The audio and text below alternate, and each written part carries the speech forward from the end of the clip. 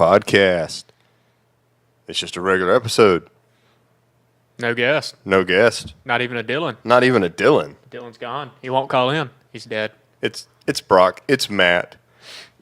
Hey, it's a busy time of the year. Summer's about to kick off. Summer is about to kick off. We actually have some great guests lined up for June. But you know what? Sometimes you just got to get back to the original formula. It's kind of nice, honestly. I don't know. Something nostalgic about it. I like to reminisce with people I don't know. Granted, it takes longer. That sounds like that sounds like a shitty opening bit for a comedy set. Okay, it was a comedy bit, but it was for one of the greatest men of all time. Was it Mitch Hedberg? It's Stephen Wright. Because of the cadence. I knew it had something to do with the cadence of it. Yeah, I mean, but when he did it, it was... Hold on, let's see if I can match it for... tone for tone. That's difficult. It is. Well, I mean, he's special. Mitch Hedberg was, too. Yeah. Beautiful, though. Mitch Hedberg, what I really like seeing is the fact that Mitch Hedberg's eyes was closed the whole time. None of his jokes, on paper, were hilarious. No, it's how he did it. It's just the delivery, and he would have me rolling. Yeah. And it now, wasn't. the donut thing is still amazing. Anytime I go buy a donut, I have that little cheat meal, and they try to hand me a receipt, I chuckle. But see, it's bled into my life all the way through. I'm at a convenience store, and people are like, do you need a receipt? And I'm like, no, I'm not returning it. And they'll look at me. And it's like, for the first time, they ever really realize what they're even trying to do. They're trying to hand me a piece of paper to prove my transaction. Yeah. In the 1980s, this had relevancy, right? Because I'd go home and balance my checkbook. Man, my app on my phone does it for me now. It still does with a TV and shit like that. But 30 seconds later. But yeah, like a major purchase, something I may want to return or prove, or, my cell phone. This is still understandable. But not the steaks from the store. No. I'm not bringing it back. No, I'm just going to cook it. I cooked some steak yesterday. Had some steak and crawfish. Some corn. And crawfish. Well, so I had the nose surgery, right? Mm-hmm. I had an open rhinoplasty. You're going to gain weight. Be able to smell again. Food's going to smell delicious. You know it. Well, no, see, it wasn't my sense of smell that suffered. Oh? No, my sense of smell never really suffered. Okay. My taste buds have always been on fire. I actually have a pretty good palate. I just couldn't take that deep, full human breath anymore. And that was the reason for it. Do you ever find yourself making that weird jump in taste? The last time I made a weird jump in taste is when I went ketogenic. Yeah, the carbs, didn't like them anymore? No, the vegetables all of a sudden tasted amazing. Well, that really depends on how you do it. Because let's be honest, the big problem with most veggies isn't the taste, it's the texture. Yeah, well, steamed broccoli done properly is amazing. It's amazing, right? Yeah. You do a little bit of garlic, butter sauce or something. A little bit of garlic and butter. Both of them extremely healthy for you. Real butter. Real butter, not margarine. Not margarine. Margarine. I can't believe it's not butter, because it's not. Trans fat. Not anymore, though. Well, not in excess anymore. Well, even if you get sometimes I'll get Land O'Lakes has a butter that's in a tub. It's smaller. I prefer tub butter. But it is a tub butter with canola oil. Mm-hmm. Oh, you can tell the difference. I don't even like stick butter anymore. I'll do stick butter. Unsalted cream butters. It has a good point to it. I'll do stick butter the Cario Gold is actually Irish grass-fed butter that you can buy from Walmart. Everybody has access to grass-fed butter. What do vegans do? I don't know. They cry? Is there something wrong with milk and butter? They don't drink milk. They don't do cream. But what animal is being harmed? The animal needs to do it. This is like a chicken laying eggs. They won't, but that's the other thing. They won't even eat unfertilized eggs. If you have an egg without a rooster, which they lay eggs. Yeah, all the time. If you have one, it's not going to be a chicken. I'll take you to my mom's house. It won't that be you see nature. And that one never made sense. Because that's not going to be anything, No, it's for your consumption. pretty much. Yeah. That's Or the how- chickens. How did that start? Who knows? Did we do that, or was that just part of them? I mean, they're the cousins to a vulture and are quite obviously dinosaurs. Yeah. I mean, So I'm look at thinking one it's without something feathers. from the dinosaur style. Look at how they hunt. Like, I know, look, they hunt. Like, if there's a mouse, they will fuck it up. No, they're vultures. I mean, a lot of it's- people don't understand that, like, scientifically, genealogically speaking, the chicken is a vulture. Look at how they move.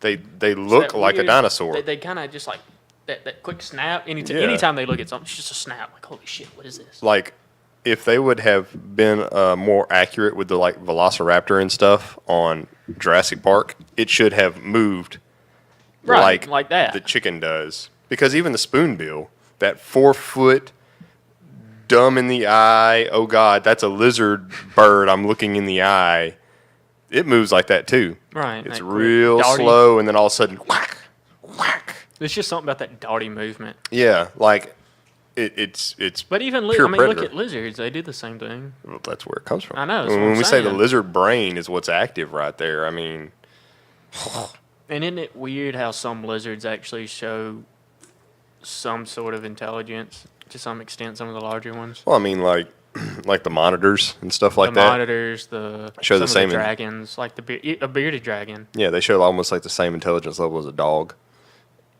The monitors can. The monitors can learn their name. I haven't seen can it out learn of a dragons. leash. I haven't seen it out of dragons, like bearded dragons or anything. Now monitors, I don't know, but they're just cool animals. You should look at the videos of like blackthroat monitors Yeah. and stuff. Like, you know, like the guy will come home and call its name and it'll come running to be petted. Really? Oh yeah, I need to watch that. they know. They understand. They get the relationship. They'll walk on a leash. There's no snake like that, though, is there? Not that I can think of. That's because they're cursed by God. Yeah, how did that start? Where did that come? Was it Adam and Eve? Adam and Eve. Yeah, the curse of and the Eve snake story? was that it Yeah. would lose its feet, Yeah, and for the rest of its days, it would be bruised by the heel of man. yeah. That's where it came from. Yeah, that snakes would literally be stomped by mankind for the rest of its existence. Though I got a 6 foot speckled king snake in that backyard. I've Well, been I letting. like king snakes. Oh, I loved him. I was so excited to see him. It explained why I hadn't seen any of those Stop dark. killing king snakes. Yeah, it will explain why I hadn't seen any of them dark brown mice back there. I get them dark brown field mice. They don't ever come inside. Well, occasionally they have, but like you'll see them out there, especially when I cut like the taller parts of the yard. Yeah. See him running. Didn't see any of them this year. And then I ran on him a few weeks ago and was like, oh, there he is. I kill venomous snakes. Besides that, like, I I mean, mean, a even to chicken a certain snake or a degree. coach whip, I'll kill those just because I have chickens. Yeah, So they have a reason. yeah, there was one sitting in the pan one day under the chicken coop, so he had to go. He had to go. He had to go. I'm sorry. You stumbled in the wrong thing. This and is my world or your world, I'm sorry. I wish you wouldn't have found this, right? but you did, just like the raccoon. Boy, that's another intelligent creature, isn't it? Oh, he made me so sad. So get this, there was this raccoon, and we had finally trapped him because he done killed 2 or 3 chickens, and I didn't want to do anything to him, but it got to the point where he was just being a really, really big issue for us, and it was just killing a good bit of our chickens. A lot of people don't even know that the raccoon can be a predator like that. They are savage. He was eating the feet off of them because he couldn't get in the coop, so he was eating their feet through the grating, like just. They're creatures of opportunity. Right. So we finally trapped him, and whenever I went out there with a gun, I was pointed at him. First thing he does, covers his eyes. Mm-hmm. And I hit the mic, but covers his eyes. And I just like stopped, looked at him, I was like, ah, shit. Son of And a. he looks back at me, and he's sitting there just looking, and I point the gun at him again, back over his eyes. And I was like, oh my God, I Yeah. don't even know if I can do this. And I was like sitting there, I was like, I can't shoot him. That's why you need like a hunting dog. Well, I was going to pick him up and just haul him off. Yeah. And then, old Pappy put him out. Old Pappy took care of it. And that's why you need a hunting dog, though. That way the hunting dog would just eat it and not be an issue. Yeah, some of those traps are kind of cruel, though, because they have some paw traps. Yeah, not don't ever freaking do a paw trap. Do just a basic cage trap. Yes, they'll be a little upset when you paw first traps approach are- the cage, paw but traps paw are- traps are just inhumane. Because they will get out of them, and whenever they do, they'll eat themselves out of it. well, they'll eat themselves out of it, or they'll rip their paws Yeah. out, and they'll actually rip the hide off, and it's fucking terrible. Do you know how they catch baboons? I don't think I want to. It's simpler than you think. So you cut a small hole into the log and put some nuts and seeds in the log. You make it just the right size where a baboon can put its open hand in there to But close the fist, food and can't pull it out. Still works. The baboon won't let go of the food. you can just go up and grab it. You can just walk up to it and get it. I don't know if I want to grab a pissed off baboon. Well, they eat them. Do they? Yes. Is that like the Game of Death shit where they put its head in the table? I think that usually is the monkey head that you see people eating, is baboon head. But it's, Don't they get prawns from that? That's a monkey brain. That's close enough to human. the prion poisoning. I don't know. I think that's close enough. Which, I mean, what's really funny is like people in Papua New Guinea that are immune to that because of all the years of cannibalism. Isn't it weird how decades and we'll just decades. find a way? Humans will find a We'll way. just find. I'm pretty sure there might even be some Russians. No one talks about the Russian Holocaust. It's not taught. Why would you? I feel like it needs to be discussed because no one knows about it. Like a bunch of people went, "What?" Well, people die by the droves, especially in history. People used to just die by the droves. That and one was so droves and significant. How droves. many people? Oh man, don't even get me started on numbers. It was bro. millions. We need to look that up. That was really just gnarly. But no one talked. I mean, they were eating each other.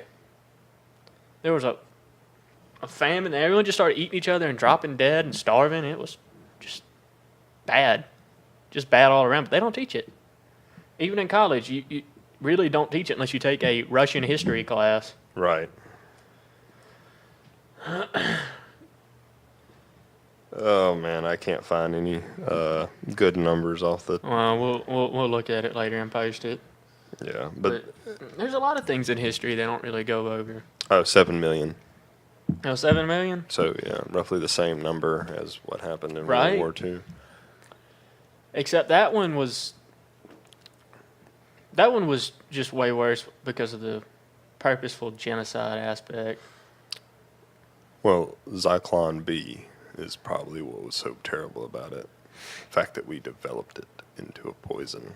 Not we, but some of the most brilliant men It of our started out as time. what? I forgot. What was the story of Zyklon B? Fertilizer? It was fertilizer, Mm-hmm. and then it was mixed with. Just one little thing. And Just one little yeah, that's thing? what I can't even remember. I But can't remember it Zyklon A and then Zyklon B. And Zyklon B was the gas that would be used in the shower heads and stuff like that. Yeah, that was just. And then the people that deny the Holocaust happened are strange, and they are out there. Oh yeah, there's Holocaust deniers. I don't There's get flat that. earthers. And not all of them are Nazis, either. Well, no. It's just No. conspiracy theorists. Yeah.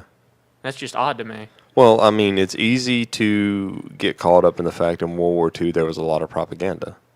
Well, there Propaganda was. on every side There for was. everything. But that was whenever propaganda was. So you didn't have the backlash media with the internet, Hmm. so it was easier because you're only fed The poster. the post, and that's Yeah, it. the little poster, the little news article. And that's all you get. So whenever the military could easily control information. So it was easier. But World War II is just strange all around. not as strange to me as World War One. That one was really weird. Super nationalism. Explain how it happened. Archduke Ferdinand. I mean, but explain how these people, by the droves, would go to war. I mean, look at the amount of communication. We barely had the telephone. And then World War One was also strange because that was the new war. It was new war the Great style. War. It was the new war style. Yeah. It was the war where cavalry became obsolete. Because of trenches and. Trenches and heavy machinery, tanks and such. But it started out with horsemen. It did. It started out with cavalry, but then it made the switch. Yeah, it literally is what forced war to switch over And then which is what forced war to switch over. And then that's where you got the again. foxhole. Yep. The foxhole became big. Because trenches were great, but you knew where the trenches were. So now we do foxholes. And that's where you start a post, and then they can dig to it, and that's how you move your trench out. Well, I mean, I don't think a lot of people realize that, like, the first versions of tanks had, like, chains on them that would spin. Yeah. And to be lowered into the trenches. We would chop the enemy up. Yeah. We would do all kinds. There were bulldozer blades. I mean, yeah, it was doable. It was everything. Oof. It was gnarly. And then it became so inhumane, everybody went, hold the fuck up. Let's have a Geneva Convention. Oh, because, like, the triangular knives. Yeah. You know, and the then boot knives and the jack knives. You couldn't sew them up. No. You had those terrible puncture wounds with you couldn't really get the blade out, which is why a lot of them started using blunt force weapons anyways. And then still, you have all these weapons, right? And they're still using maces. Oh. That's crazy. I mean, it's one of the ways that war works. Mankind has figured out a lot of ways to kill each other. But some of those, but it's all the base idea. Right. It's still all the same Projectile thing. or hit Just in a or slice. Yeah, it's just a different way to do There's only like 3 different ways, it. really. Yeah. Projectile, slicer, A blunt force, bullet's just a knife without a person behind it. pretty much. I It's mean, a puncture. Spear, really. yeah. It is the spear. But war never, it makes sense and it doesn't. Because at the end of the day, it's tribe shit. At the end of the day, sometimes there's bad tribes. It's tribe shit. Mm-hmm. This is my tribe. You're on another tribe. You're coming in on some shit we want, or you're conflicting with shit we think. We're animals. People ignore that. I mean, you should never get away from the fact that you're an animal. Right, people ignore that. People think we're something different. And we're not. We're not. At the end of the day, the neurochemicals that drive you are the same neurochemicals Ants that drive... have wars. Yeah. And those are weird. I've watched YouTube videos about it, and I know that sounds so stupid, but Sometimes you you should gotta really educate. go on there and watch it. Or bees. Bees are really interesting because they'll communicate with each other somehow. I've never really understood that. Through the dance. Something with the vibrations they create, too. Yeah, but it's a dance. Right. It's a little dance that tells you how far away something is, basically. Well, they'll have, like, territory disputes somehow. It's their pollen. And it's just kind of like, Back they got to off my figure this shit pollen. out or they fight. Yeah. And I don't really know what a bee fight is. It's probably a lot of death. I don't know A what lot they... of drone stinging. That's... Ooh. All Ooh. because of one queen. Tyrannical little queen. And that's just inbred to have that. Not inbred as in, like, but it's bred into them Oh, to yeah. have that Especially if they're hierarchy. Africanized. What do you mean? The Africanized killer bees and stuff like that. And the fact that the Africanized bee is like the most sturdy bee possible, so it breeds all the time with other bees. There's just something about Central Africa that just makes me never want to go. It lets you, okay, life finds a way, right? And however you may think we got into existence, the things that existed, the beginning of Started us there. existed, yeah, you can't get away from And that. we've persevered there ever since. And yeah, the stuff that stayed there is just hardy and sturdy. I mean, you look at a rhino. That's a dinosaur. Isn't it? It's a How dinosaur. thick is their hide? It's thick. It's ridiculous, right? It's a dinosaur. It's a And then stinking. It's a stinking triceratops or And then whatever what the that just fuck is lost up- its front and then skull. the giraffe. That's weird. You ever watched a giraffe fight? Oh yeah, the They slapping just of each other's slink and neck. whip their head. Yeah, with the whole That's rid- horns. It's ridiculous. Yeah. That doesn't even make sense. How about the fact that they have like secondary hearts because of that stinking neck? Right? Yeah. And it's all just so they can eat shit up in the tree because they never wanted to climb. They didn't want to climb. Yep. Even though there was a small version of horse that they think maybe could climb some. I didn't know that. A little bitty thing. Like a pony type. Yeah, like they think he could like. Pinch. Yeah, kind of like a tapir does. Anteater kind of thing. Tapirs are cool animals. Yeah. They're interesting. And I forget what it was. I think it's an echidna. I really like it. You know what the blind echidna is? Kind of has the porcupine back on it. The blind echidna? Well, they're blind, I didn't. no eyes, but I need to read up on they them. dig holes so fast that they backfill too, so you can't even tell where they were. Like other than just having a loose set of dirt, but that's it. Beast mode. And they're just incredible. I mean, it's just the way they dig. They automatically backfill behind them to hide from predators, and they're a really big problem because a lot of zoos will keep them. Yeah. And they have a really big problem of keeping them in there. Keeping them in Yeah, there. They Yeah. usually have to do a concrete thing, but they actually will dig under the concrete, so you have to do like a whole bowl. Yeah, like concrete bowl. And then you have the underneath it. problem of people coming to see them and they can't. Right. So they really don't even make very good exhibits in zoos. And that's another thing is I don't really like the idea of zoos, and I conflict with it because I love animals and I like to see them. Mm-hmm. And if you have, drive through sanctuaries, first of all, there's the chance that the cage fails, you get jacked by a lion. I don't want that. I don't think anybody wants that. And then I don't have a problem with prey animals being in a zoo. you think the predators. It's the predator in the zoo. Because, like, I went to a zoo You when think I went the to a prey tournament. animals are just happy not to be I getting mean, killed by prey? I don't mean to sound funny, but I look at the giraffe, and he's just chilling. Right? I'm telling you, like, I look at certain animals, and You look Dude. at that. What's that big rodent called? The biggest rodent. I forgot its name. the big rodent, Yeah, it's the world's biggest rodent. They're ugly mankind. as shit. Oh, I don't know. I don't Like know. a mole or something? There's got to be bigger than that. No, I can't. It's slipping me right now. But How is something like that. kangaroos not rodents? Kangaroos are They're so close to well, being they a have rodent. pouch. So just because they're a marsupial, but I mean, Right. are they still? I mean, come on, especially the little short ones. The wallaroos Yeah. or wallaroos, kangaroos, and wallabies. Yep. So wallabies are the little tiny ones. The little bitty, little short 2-footers.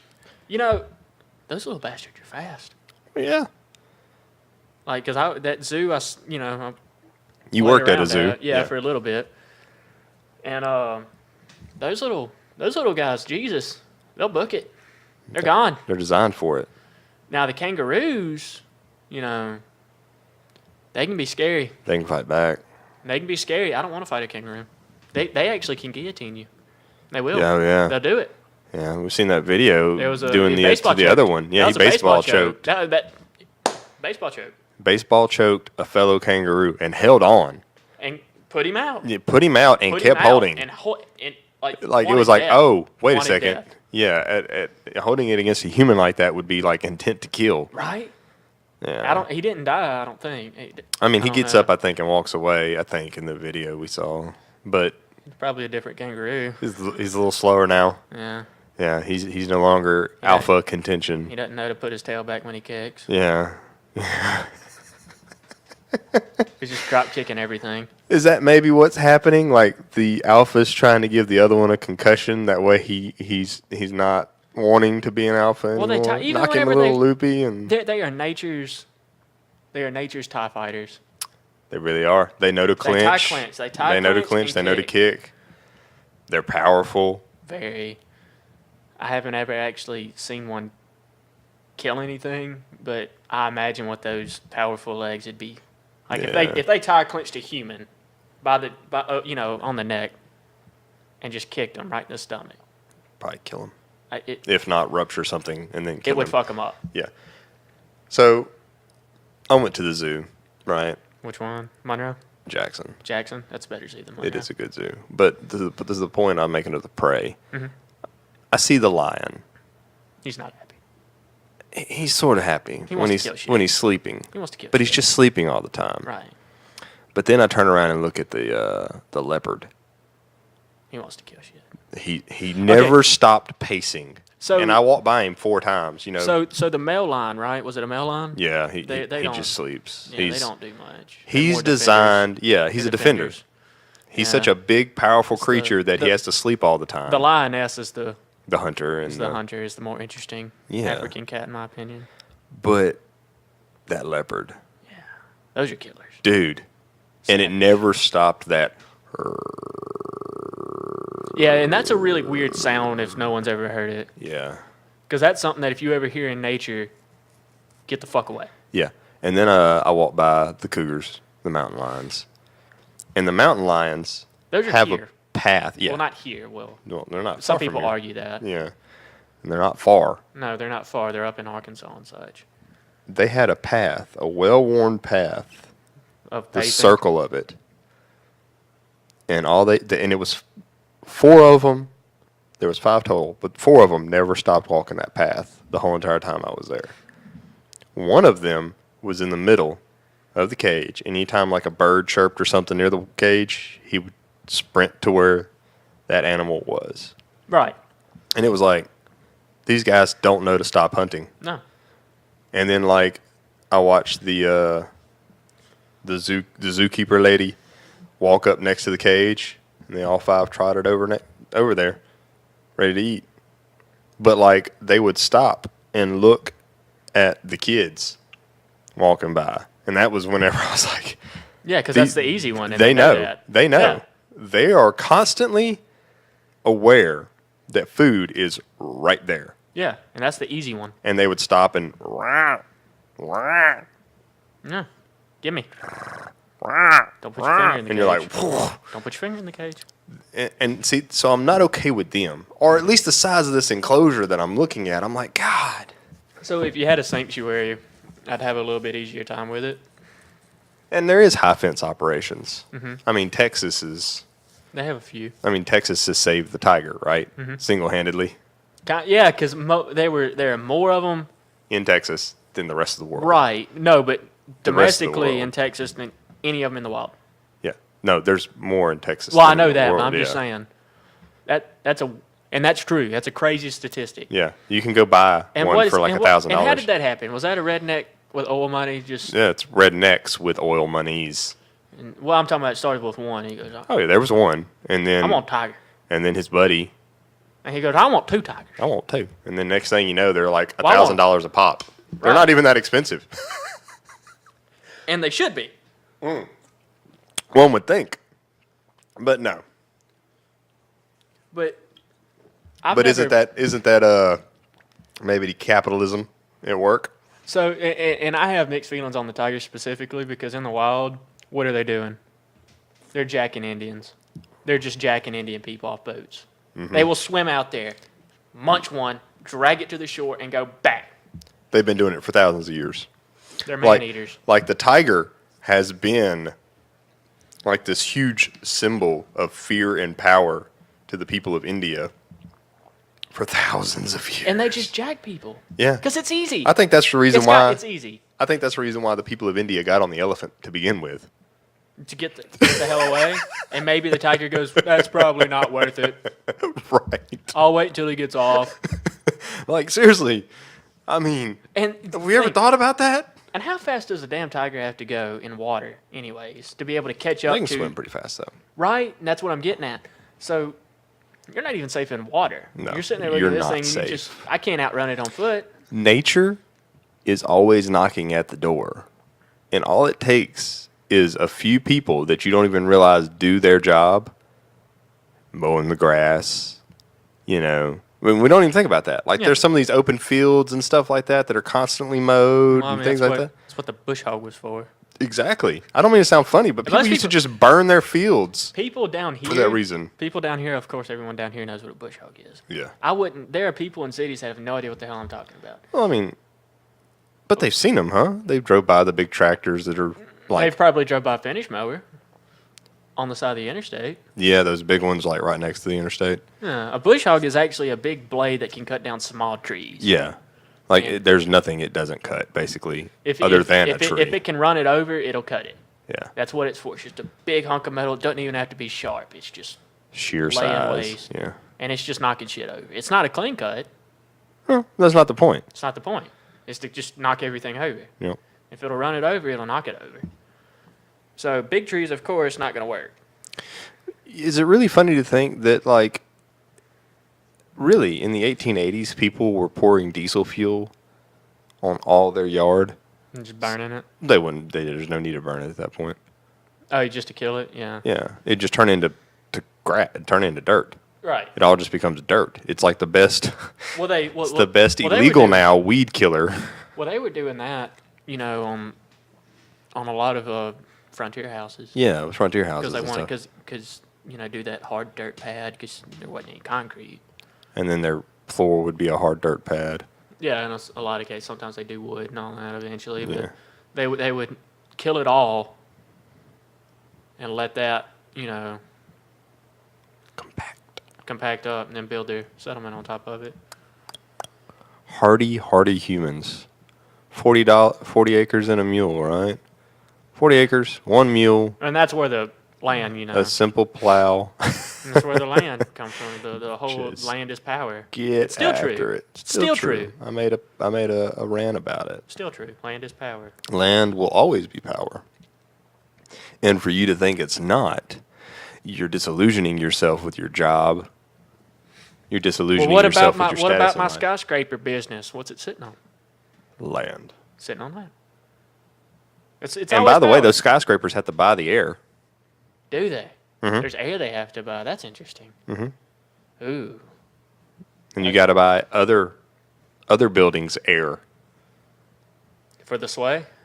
No, No. just for the clearance. Because you're messing up a lot of things. And if you have too many skyscrapers in one place, there becomes issues. With the wind. Wind, airplanes, da-da-da-da-da-da-da. So what happens whenever everyone has flying cars? Not going to happen. We've don't already think killed ourselves on that. You think so? Uh-huh. We'll never have flying cars. We may have hovering cars. Well, you know what I mean. Mm-hmm. Are we going to start controlling airspace then? No, Do we get land back? no, No. no. No. The roads are roads. Yeah. Roads will always exist. They will always be this type of infrastructure. And even if the road becomes some sort of tunnel in the air, it'll still be something that takes up space. It'll be this designated route. And it's not like we're going to get the ground back. It's not like this road in front of my house is going to just Disappear. disappear. It'll probably be used for shipping. Yeah, there'll I be bet- something. I Like promise- the big I promise- 18-wheelers will still be using it. The logging trucks will always be using it. Well, I mean, it's going to be really hard to make a log load float. Right. That's what I'm saying. Like the logistics of it, even if I figure out how to make a 4-passenger car work, that's different than making the 10,000 pounds or 20,000 pounds that are rolling down the road work. I think it's hilarious where people thought we'd be in this year 40, 50 years ago. Well, they weren't wrong. They were just wrong about what would happen. widespread Where it would application. happen and the logistics of It it. wouldn't be in everyone's home. Right. I mean, they didn't see the internet coming though, The internet was the biggest one. That was the one that made the book obsolete. but it didn't. Well, it did and it didn't. Because the book was the last thing. So before you had books, information was spread by scrolls and word of mouth. Yes. Whenever the printing press came out, that was the whole revolutionary thing. That changed everything. Because then, scribes lost their jobs. No more scribes. Germany, printing press. Some The Germanic printing press was somewhere in the Germanic region. tribe. Yeah, it wasn't Germany yet. Yeah. Germany's actually one of the newest countries in the Don't world. don't confuse people. Don't Okay, fine, I confuse won't, people. I won't. But anyways, The Germanic people have been around Well, they since were- before they time had- began, but they they had were just a Prince- bunch of little Prince City groups. states. Yes, That's all they were. they were just like the Italians. Italy is a state that's nothing. They were more unified than the Germanic people Only under because they had the Florence, the Florentians, the Milans. they were still nation states, Right, but they were larger. Yeah. And they weren't as but convoluted. they were a bunch of little states, But the Germanic people were interesting. tribes. They remained tribes, Right. warring tribes for a long time. Smart, And incredibly resilient people. Well, but they worked off a print system, yeah, and were one of the last ones to do that. it was because that's also where they began. And it worked. It does. Nobody work. messed with them. Well, I mean, okay, so You couldn't. the lowest form of a noble is a knight. And a knight was allowed to own 1 acre of land. Do you know what's significant about 1 acre of land? I don't guess I do. Guess It's- that's one plot. It's 1 plot, which is exactly the amount of land needed for 1 horse. So so many things are based off the freaking horse. Horsepower, and even the way we still measure land, It's done off the horse. done off the horse. What And about being a knight, you could own 1 acre because you owned 1 horse. So you could have 1 system. right? So a knight was a pretty lowly. Well, they Dude. also weren't chivalrous. Not really. That code was written because they were all bastards. Yeah, it was a way you should be, That- not the way they were. Catholic Church wrote that up, correct? That sounds right. I feel Off like the that's top of right. my head. The chivalry code or code of chivalry was actually because knights were all acting up and being a little bit too rough and rowdy. Well, I mean, the handshake is so that you can't stab the other man. Right? I mean, the handshake is designed for 2 right-handed men to clasp each other's hands in greeting so that they can't reach for their sword and stab. That didn't work with a lot of the Viking people No. because their idea of revenge was, I'm going to wait years and years and years and then do this quietly Yes. until everyone's forgotten about why I even did it in the first place. And I've been studying them a lot, and I never quite understood that tradition. No? I never understood the patience. I don't understand the mind thing with it. I mean, we're talking about people that burned Rome for something they were wronged years before. Right. And it's just their thing. It's They always wait for revenge, or they respect people that wait for revenge. yes. Like, if you killed my brother and I came and killed you the next day, they'd be like, oh, you should have waited, man. You know what I think it is? I think they understood that whole thing of like, say you punch me in the arm, and I just look at you and go, okay, I'm going to get you back. And then I don't say when, I don't do it that day. Maybe I look at you a week from now and go, I'm still going to get you back. Right. You know what I'm But saying? they would wait years. That's what I'm saying. Like, they understood that concept, and then maybe they just applied it to life. I've never been one to read poetry until I started reading. Yeah? There's, Their poetry's too choppy for me. it doesn't. It doesn't translate well. No, and that's what I was about to say. Was it's the language barrier there. Yeah. So you just have to. You have to kind of mentally change the words, the flow of the words in your head. Yeah. Because the literal translations are just, a lot of times they'll be backwards or something, with the verb and noun or some shit like that. But it's really interesting. I mean, I don't know. It's a lost thing that I think it should still be taught. We're talking about a certain type of people that barbaric on so many levels, but they got so much accomplished underneath the one guise of just go do it. They were some of the best explorers ever. Because they just went. It didn't matter that the world ended over there. We're going. Their charting ability was incredible. Yeah, they understood the stars. The Viking. What does Viking actually mean? That actually means explorer. That is the actual translation because that is what they were known for. Got to America somewhere around the 1500s. Earlier than that, though. 1400s. Well, I know we can prove 1500s. 1500s is the provable one. Yeah. There's Yeah, and then thoughts that it could be earlier. But, I mean, just The- like California, they're now saying, oh, snap. Look at these sites. Humans may have been here a lot longer than what we thought. Well, they probably were. Yeah. When was the original time that they were thinking? Don't get me. You don't know? Yeah. And then in Canada, they found a site that predated. So there was a particular tribe in the area, and they were like, okay, we have a rough idea of when this tribe got here. Then they found one site, and they were like, oh, back it up 30,000 years. We don't know. No, there's so much we don't know. Because humans didn't really talk about when they got to certain places. Well, they also... Not in a specific form, you know. I don't know that language was necessarily... Because when was Sumerian writing Oh, shoot. done? The hell, that was a long time ago. It was a while ago, but I mean, cuneiform's bizarre.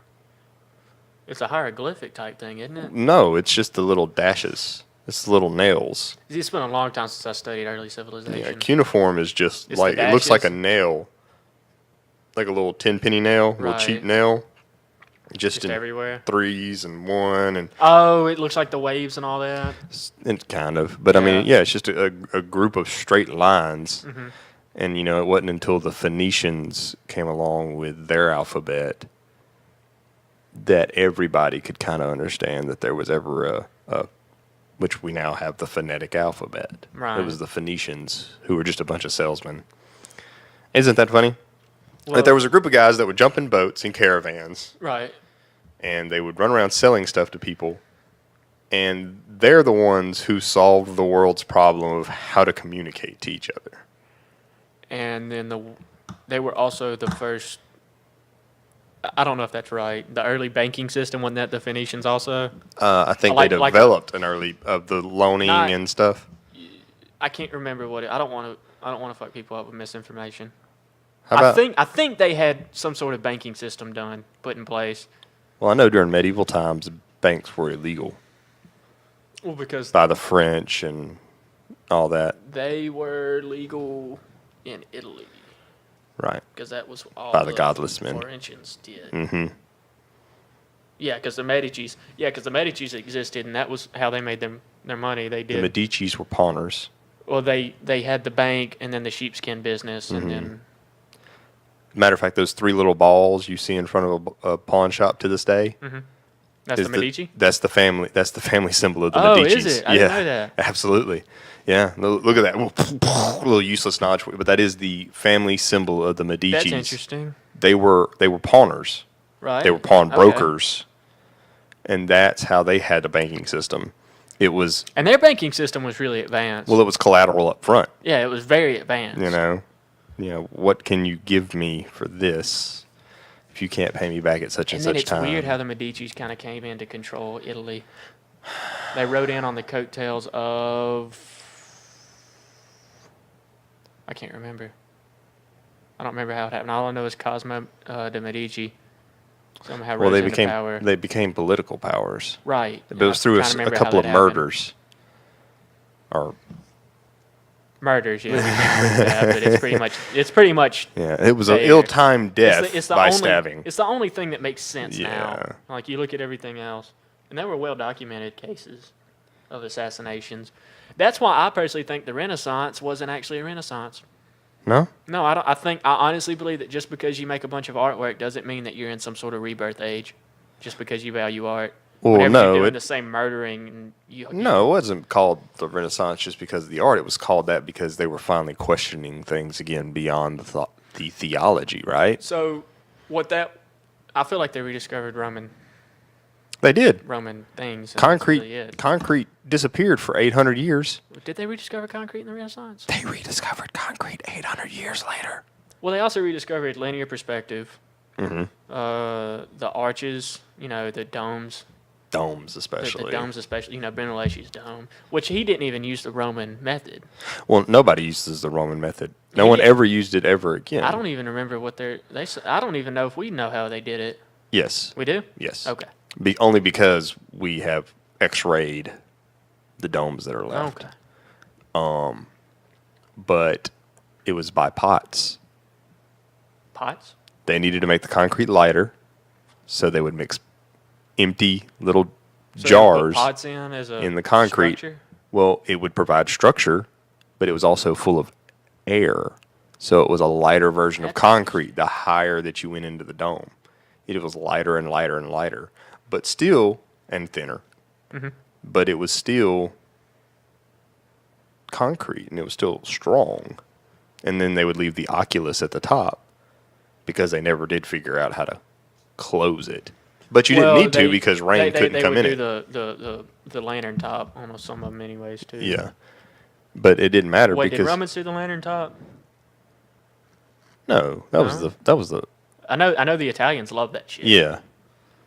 And I think the Muslim people would do not lantern tops, but they would have the spire top. The onion domes. Yeah. Boy, that's a different. They made some pretty extravagant architecture. A lot of people did though. A lot of people would be very Yeah, but extravagant with their architecture. style was like English people. They loved the Gothic shit for a while. Well, it was because it was big, square, holy architecture. Well, then they would have the big. You could do the bigger domes, and then whenever Yeah. the walls started to fall out, they would just put a buttress up against it, which is literally like, I know we always talk about rednecks in history, but that was a redneck idea in history where they were sitting there going, that wall's starting to poke out, starting to bulge. And there was some guy who goes, why don't we just put a damn hall up against it? Mm-hmm. That's what happened, I promise you. Mm-hmm. Or they would do the wall buttresses, or the earth The buttresses, kickers. where they would Kickers. They were literally kickers. they would build another short wall and then fill it up with earth, and that's the reason why these buildings over time look like they were almost sitting in the ground. And then sometimes they would just put cable ties up. Yes, I mean it was whatever. But It see, worked. here's a version of human, and I apologize to all the women out there, but please understand, men are dumb. We didn't think this through. It wasn't a brilliant mathematician that made the pyramids. People won't be like, how did they do it? They just did it. It was just a guy that goes, go build that. Well, And the other guy said, yes, sir. And that's how these big Gothic structures that took lifetimes to build happened. They just went and did it. I am impressed by the true north, south, east, and west. What are you talking about? Perfect. Oh, The orientation of them. orientation. And then the sandstones are so tight you can't get a freaking razor blade between them. Yeah, That's but that wasn't the first time they did it either. No, it wasn't. They've always done that. And you know as well as I did, all it took is probably 2 or 3 generations of a son's doing it. Yeah, and then they don't even know why the hell they started. But they're doing it, and they know how to do it, and they're doing it excellently. Right, and they did a damn good job.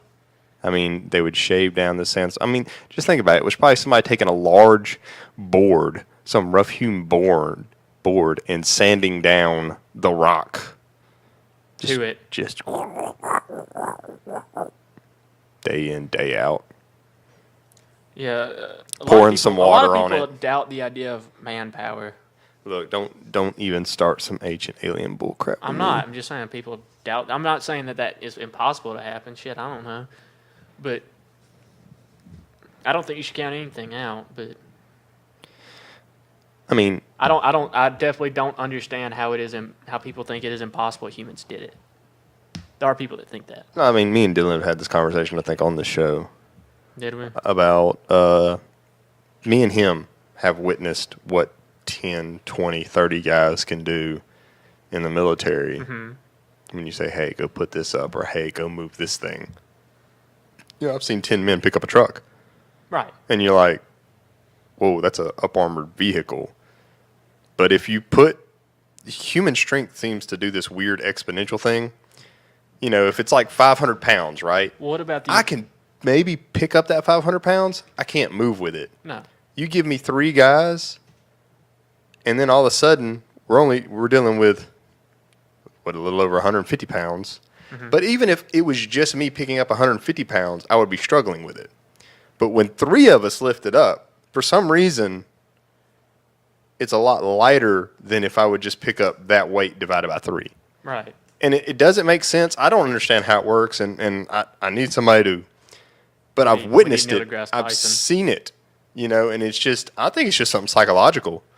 That Well, when it's a team group, we all. Well, I was about to bring up the stories of someone getting in a car wreck, pinned under a car, and someone with an adrenaline boost comes up and picks it up. Yeah. Shit like that. Like that happens. Mm-hmm. Like there are people that do something and they might rip a muscle apart But I mean, you see all the time, 5 guys run over to a car and just pick it up. and just flip it off somebody. Right. And It you're like, happens. whoa, all right. And then, but if that car just rolled over, probably wouldn't be able to do it. Mm-hmm. They could probably pick it up. They might not be able to shuck it over. I believe, and you go there's through a little biology barrier. and stuff, and they explain the Y zone and how the muscle works and stuff. And it's not that the muscle's limited. Mm-mm. It's just that your mind is limited, right? If I hand you a champagne bottle and say, squeeze that till you crush it, 99.9% of humans can't do it because there's something in their brain that doesn't allow them to squeeze it till it crushes. That's just it, right? Even if I told you no matter what happens, this won't hurt you. I still probably wouldn't because I want to get cut. But you give them a chainmail glove. Yeah, I mean, well, then And they shit do it. changes. Yeah, They do. yeah, shit changes. And that's what I'm talking about. That's humans. I work with a schizophrenic guy, and he will do things that people shouldn't do. And I honestly think it's because he has a mental barrier That doesn't tell him no. that Yeah. he doesn't get a no. I mean, a horse fell on his leg, and he was supposed to get a surgery for all the fucked up connective tissue in his knee. He said, "I'm not doing that." Still walking. He walks around. They told him he wouldn't be able to walk. He's just walking around. I was like, "Does your knee hurt?" And he goes, "Yeah, it hurts like a bitch." I'm like, "Doesn't bother you?" He goes, "No." Humans. And that's weird, because pain, what is that? That's a disconnect, tell you some shit's wrong. Well, it's designed to tell That's you what it's something's for, and it's an wrong. important thing. Yeah. Like, people that don't feel pain will dig their eyeballs out or bite their finger off or some shit like that. It happens. Babies do it. Mm-hmm. Yeah, and those people barely live to be. Yeah, they don't live because they end up, and that's weird to think about, because then they're just digging in their eye, and it's just like, what are you doing? Well, it's like that. Think about it. They don't feel anything. Yeah. They're just digging around. What is this? And they're just pulling shit out. That's weird. And that's what pain's for. So it's weird whenever you have someone crazy like that, where they feel the pain, but they can disconnect from it and just ignore it.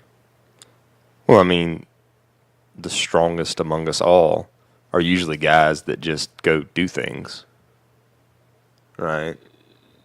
I think we sometimes forget that every human experience is a spectrum. Right? And why is it some people get on roller coasters and giggle like little schoolgirls? Because they've... Like me. I giggle. I don't know why. So today I was watching Forrest Gump. You watch for? Is that why you brought him up earlier before the episode? I did. It's such an amazing movie. I mean, it is Americana made over. There's a few scenes that I wish Forrest Gump had shut up the Black Panther Party by talking about Bubba. Like, I was watching that today, and I was like, if he would have just been like, my greatest best friend was Bubba Blue he was a black man from Alabama. Like, yeah, he should have just put that in there, because this guy's yelling at him. They call him a baby killer, and Forrest Gump has an IQ of 75 in the movie, and oh my God, he's retarded, mentally retarded, and the things that he does in this world, and that's the thing, is he's so simple that he sees things for what they really are. It's that beautiful moment, and once again, I laughed and laughed and laughed. What is your sole purpose in life, Private Gump? To do what you tell me to do, Drill Sergeant. And there's nothing beyond that. There's nothing deeper than that. There's nothing. You must have an IQ of 160. It's just... Why did you put that rifle together so quick, Mr. Gump? Because you told me to, Drill Sergeant. I mean, then that's just it. And then he's talking about how he's a gazillionaire because of Bubba Gump Shrimp, right? And he invests in Apple. Some fruit company. And Lieutenant Dan said we'd never have to worry about money again. Well, that's good. And he's running around and he mows the grass for the college he graduated from for free. That's his job. Just a good dude. The world is, And that's Forrest is the prime example of ignorance is bliss. But he's not ignorant. He is, because he just doesn't know. No, he knows. That's like the end of the movie when he goes, I do know what love is, Jenny. Well, so... He understands heartbreak. Yes. I mean, he got a little PTSD himself. He watched his greatest best friend. Yeah, die in his arms. He's not stupid. No, yes and no. It's all okay. Simple. Because it's life. It's simple. He doesn't overthink it. No, that's what I'm saying. It's simple. Kiss. Keep it simple, stupid. And this is a two-way street, because Napoleon's greatest fighters, his elite, do you know what he called them? Mm-mm. He had a pet name for them. He called them the Grumblers. Because all they did was grumble? His best fighters, his best warriors, all had a tendency to complain. They would complain and complain and complain and complain and complain. That's all they did. These are the same guys that almost won Waterloo, though, by the way. A lot of people don't know that Napoleon... Russian winners. A lot of people don't know Napoleon was only 25 seconds away from winning Waterloo. No, just barely missed it. Barely. He sent those guys right up the middle, right into the cannon fodder. They went. And not in the charge of the Light Brigade way. Mm-mm. They knew. But they also knew if we make it, We win. we win. And they barely didn't make it. And then he had, and then Napoleon also had the Napoleon's corporal. Do you know the story of the Napoleon corporal? I don't know much about Napoleon. So Napoleon was infamous for making a young soldier shine his shoes.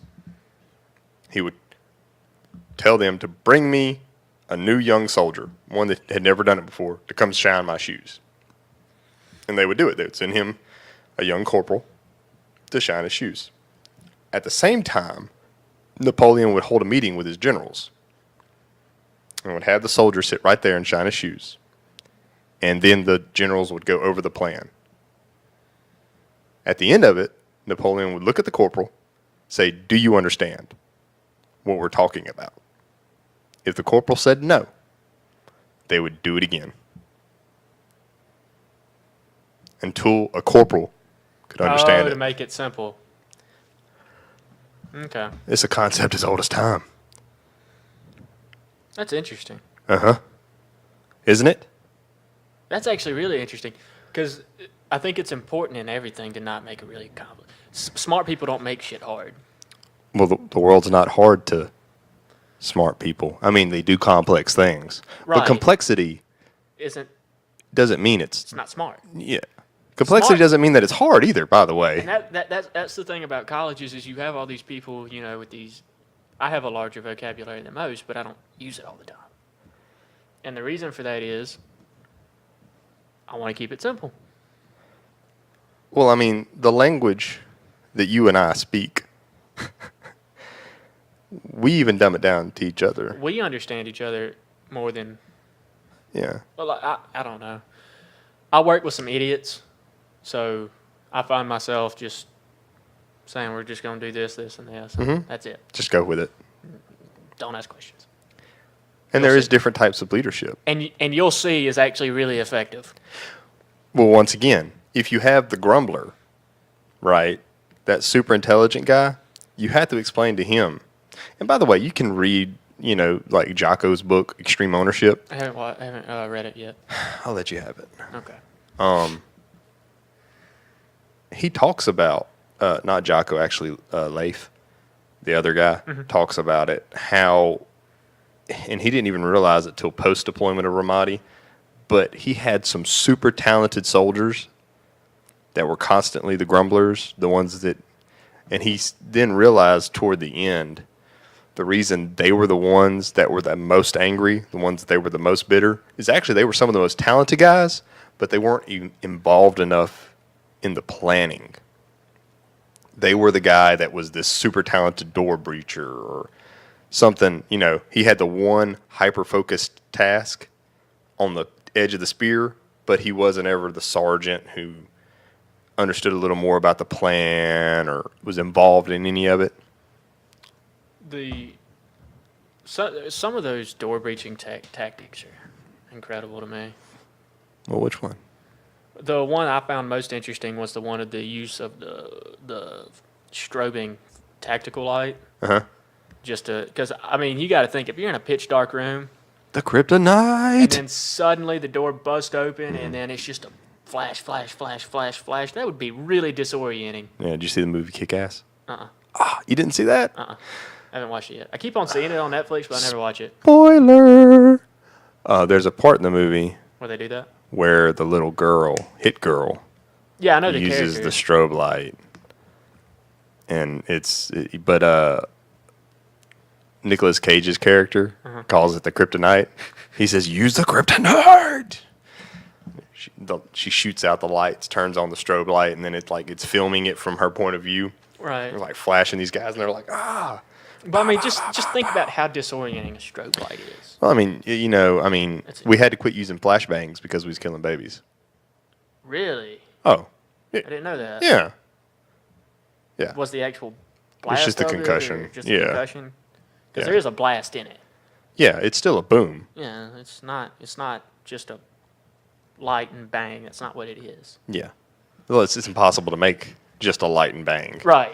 Because bang is what kills people. And then there is A some lot of people don't realize about the C4. It's not the boom that kills you. It's the pressure of the Right. wave that gets compressed that kills The you. concussion wave. Yeah. It's a But I real mean, that's thing. the reason why we started using IV bags in our breaching explosives. Oh, to take out some of that Yeah. concussion blast. No, a water bag. Okay, so you take a small explosive. Okay, it can be something as slow as Ampho.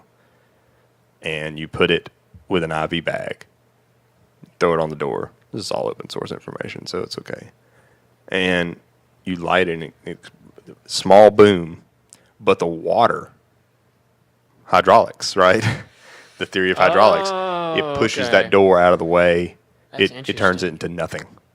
That's really interesting. Yeah, it vaporizes it. Most Now of is the it time. is it a saline solution or just water? I mean, it's the IV bag So it's out of the saline. medic Okay, bags. so So yeah, saline it's solution. saline. Yeah, that's interesting. Yeah. That's really interesting. What about the fact that you don't like a hydraulic cylinder would function with water? Yeah. It would. There's no Not difference. long. Well, it's no It difference. would rust eventually. But Well, that's the only difference. Yeah. That's the only thing that's the only reason why we're making an oil-based anything, Mhm. and it's a thin liquid so that it pours easy. Mhm.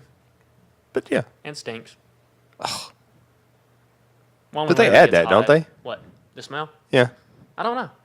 I would It assume they makes do. sense. So you would know whenever you have a leak. Because sometimes if it's a Just leak like a up gas under it- leak. Yeah, gas Yeah. leaks technically is not what's smelling. We add the thing that makes Do gas we? I smell. didn't know Yeah. that. Mm-hmm. That's interesting. Yeah. The gas you burn in your house is actually odorless, but we add something in it to make it smell. Yeah, because of all those booms they would have early 20th century. Well, I mean, the canary right in the cage. What was the big boom at the workplace that happened? What was that? When? Where? Talking about Minden? No. No, it was no. This was in early 20th century, in America somewhere. I can't remember what it was. There was a big gas boom somewhere. They had a gas leak in the factory. It was a big deal. I lost this one. This isn't the this isn't the same one of the factory burning down, and that's what gave power to the unions in a lot of ways because of the no fire escapes. No, I and think that was the. that's a little before this.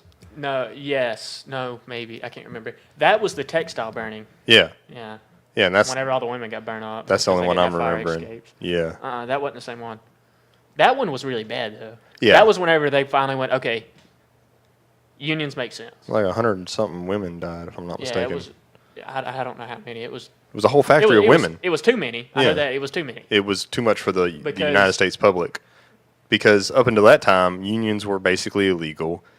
Well, they saw them as ways for people to strong arm Businessmen, business owners. and it's turned out to be sort of true. And Yeah, it I don't absolutely happened. Yeah, I don't disagree with unions, and I don't disagree with The- workplace protections. I just idea- know that there's a point where they're too big, they're too powerful, just like the Now, corporations if that you they have fight to join against. a union to work somewhere, Right, that's a problem. That's an issue. that's an issue. I don't like that. Yeah, AFL-CIO, Yes, go stick it up your butt. pretty much.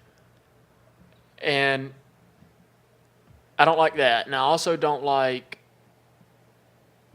those. But they make sense why they started because you had factory workers. You had all kind. There were no safety laws. Right. There weren't. You just worked wherever. You didn't have to tie off if you went up above a certain number of feet. And how many people died whenever they built skyscrapers? Oh man, look at those videos, or not videos, but those pictures of those old timey guys. Those guys just sitting there with their lunch pail, sitting Yeah. at the end of a pier off into infinity. And they just walked. He's just walking. It wasn't even a scoot. It Yeah. wasn't. It wasn't even no just sit on the I-beam and scoot across. It was a walk. Well, you 'Cause better. they had done gotten You got to so get to used work. up there. Yeah. Well, I mean, I've been up there, and I was even tied off, and I was like not up on skyscrapers, but putting shops and shit together. Mhm. And I'm scooting. Yeah. You're scared. I'm not falling You off ever this. you ever look at those pictures and look at those guys in the eye as much as you can for the blurry pictures they are?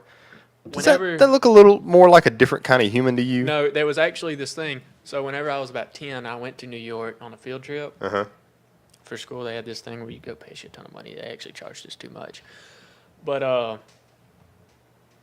I went, and there was this little exhibit thing they had where you walk across what would have been the I-beam. It's like 6, 8 inches. and then you look down, and they had a televised like floor, kind of looked really real, and it just showed what it would look like if you were working up there, and it was scary as shit. Like if you imagine it, and that was actually it would be terrifying. But I guess that's how people adapt, right? Because this is life now. I think guys have always took dangerous jobs if the pay is right. This is life now. It's like those people that climb the. How much? Those guys that get paid to go up the towers, the cell phone towers to replace towers, the bulbs and or do maintenance and crap like that. yeah, those they guys get paid a lot. Those guys get paid money. Scaffolders, you can be an idiot and put together scaffolding and get paid a lot of money. Your back won't be any good after a while, Right. but you'll get paid a lot. But I think. But the wage gap. Just blow over that. Anyways, but yeah, those guys were something else. And honestly, some of those rules on tying off, like most places do 4 or 6 feet. If I fall 4 feet, I'd rather just hit the fucking ground Than have that rope jerk me. But that's not the point. What's the point? The point is they did a study, and at what point? Could you die? Yeah. I mean, you could die just from tripping. But yet, at the same time, there's guys that fell 20 feet, landed And flat look. on their back, stood up and walked away. Right. Versus some guy jumps 8 feet, lands wrong, and It's just how you land. it's Break fall. break fall. There's a point where the break fall Doesn't work. Yeah. Yeah, a rolling break fall is not going to work after The about- rolling break fall. I mean, parkour guys use it all the time. It They doesn't- roll break fall. It doesn't work after a certain number of feet, though. No, but it works for a. It works for a much greater distance. Yeah. And parkour, that's a martial art. In a way. It's considered a martial art. I Free just think- running. I just think it's an impressive way to get away. French call it a martial art. The joke's there. Are you going to make it? No. No? Okay, I'm not going to make it either. No. Art of running away. They gave us our freedom. What's up, Frenchie? They give us our freedom, or did we just ride that boat in the ocean? We rode that boat in the ocean. Yeah. But Benjamin Franklin went and said, "Can we please ride on your boat?" Because that was Right? that was 2 Navy warships going at it. We're just on a little P road, just paddling through. Paddling through, hoping that a hoping- cannon fodder. Just Yeah. hoping something doesn't fall and hit us. Yeah. Are we? Just paddle this way. Thomas Paine, Because- Benjamin Franklin, Because they were involved. if France wasn't involved with Britain at the time, we They wouldn't would have have gotten. been- yeah. We wouldn't have gotten It independence. was a case of a 2-front war, right? That was just America being lucky as shit. Lucky or knowing the times. Both. Yeah. Because the luck was there. The luck was the there. opportunity was there, and we went, this is a great time. Right. And that's what that was. That was people smelling an opportunity. And So, but I mean, don't get me wrong. We paid them back World War I and World War II. Yeah. I mean, yeah. And what is up with the French? And we cleaned up their mess in Vietnam somewhat. It was their mess. It was a bunch of people's mess. Well, it was their mess last. And then it was our mess to go fix that mess. The thing about that one was we didn't have the clearance to. If we would have power doctrined that shit, that would have been a different thing. Not But really, I don't 'cause even know it if that didn't- would have been a good thing. Not really. That didn't work in Korea. Did we power doctrine that shit? Yeah. We tried to troop surge it. And by the way, if you don't know what power doctrine is, look at Desert Storm. Yeah. That's classic case. Overwhelming force. Now, we would do it differently today. The 3-to-1 ratio would be a different mix. So we used to believe in foot soldiers. well, a mass lot land more. armies became obsolete. Because of, I mean, yeah, post-World War II they did. But we didn't realize that in either one of those conflicts. Now small units are the way to go. Small Now, units. You can have thousands of small units. Yes. And you can still have a huge land army, but they need to be small units. Right. And Huge we're front lines don't work anymore. we're okay. Well, there's no more FLOT. The Right. forward line of troops, excuse me, doesn't really exist anymore. Though we would try to put some of that symmetrical warfare into use, I would imagine. I don't think that, I mean, I can't say that I in any way know that discipline's thrown away. The 3-to-1 ratio is still there in a symmetrical warfare doctrine. The Powell Doctrine did start at Desert Storm, right? It was That was Hyper- whenever it was named. hyper enforced. When You was it see, named it was. that? I don't know. Let's see. That's just some guy writing it down and calling Right. it that. But the 3-to-1 ratio, No, it's been around forever. it's been around forever. Yeah. The idea of constant forward movement, shock and awe. I mean, Russians did that. Yeah, the Germans Right? called yeah, it the a Germans- blitzkrieg. The blitzkrieg, yeah. But And- the Russians did it with just people. Yeah, right. And yeah, but this is all the same thought. Yeah, overwhelming force. That's what you always want. Overwhelming force, push through the objective, push past the objective. That way, Well, the that's objective's yours because was- it's in the dust. Stormin' Norman's idea, and he got in trouble. Yeah, well, It happens. it was right. What, Stormin' Norman, you think? Mm-hmm. What Bush's idea was, and I mean Daddy Bush, not Baby Bush. What Daddy Bush's idea, what the reason for stopping made sense at the time, because there was still very much a Vietnam syndrome, Right. and he didn't want to The have sins of that. our fathers. He didn't want that conflict to resume because he thought that would be the same thing, and it kind of was. Yeah. It kind of went on to be the same thing. Kind of still is. Because it's hard to do away with a rebel until you've killed them all. Well, it's either assimilation or annihilation, and assimilation's really hard without military occupation. Raping and pillaging. There is no moral high ground anymore. Whenever you deal with those kind of things, there is no moral way to conflict with it. That's why the Vikings never had it. The Vikings were interesting in their ideas of warfare because their most talented soldiers were called berserkers. Mhm.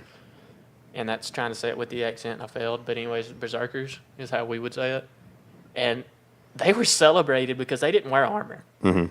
They would typically wear maybe a wolfskin hat and a cloth. And then you typically have either 2 war axes or a heavy axe or maybe some maces or something like that. They didn't really use swords. It's still shock and awe. And what their job was to run in. Mhm. They Be were the just- guy who bashes through the shield. Yeah. Because shield formations have been around forever. Well, they're still around. What's a tank? It's a shield. It's a big ass shield. They gets to It's shoot a back with a breaching big shield. cannon. Well, it's a breaching shield. It's technically a defensive weapon that we just use offensively. Very offensively. Well, we made it fast.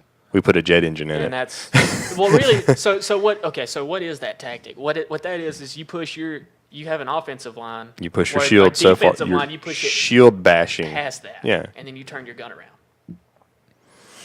Or you That's shoot on the incredible. run. That's the other thing. Like the in Well, we were Desert we Storm, were really the first to be able to M1s. do that, correct? Well, Or did because the we can T-82s shoot- do it? No, They couldn't do it. no, Okay. no. Because we can shoot beyond line of sight. And how crazy is that thought? That it shoots further accurately than line of What's sight. crazier than that to me? Tow missiles. They creep me out. Why? Because if you had a tow missile shot at you, You're done. you would look. You know you're done, though. Well, you would look at it. They don't move that fast. Nope. You would see it and you'd be like, oh shit. Yeah. And that's what would happen. And if you run, like you could run, they're probably shooting at your, vehicle or something. You could run away Well, from I mean, it, maybe live. The line goes into the vehicle. Right. Yeah. So you could run away from it and then you could probably live if it's that far enough away. But if you're in the vehicle and you see it, well, buddy, I guess you need to jump out because it's kind of done. But that's just slow creeping death coming. And that's weird. The knowing that you're dying. Well, it's just like, Different than an artillery you shell see hitting it. you and it's just done. It's back there. You see it. It's there.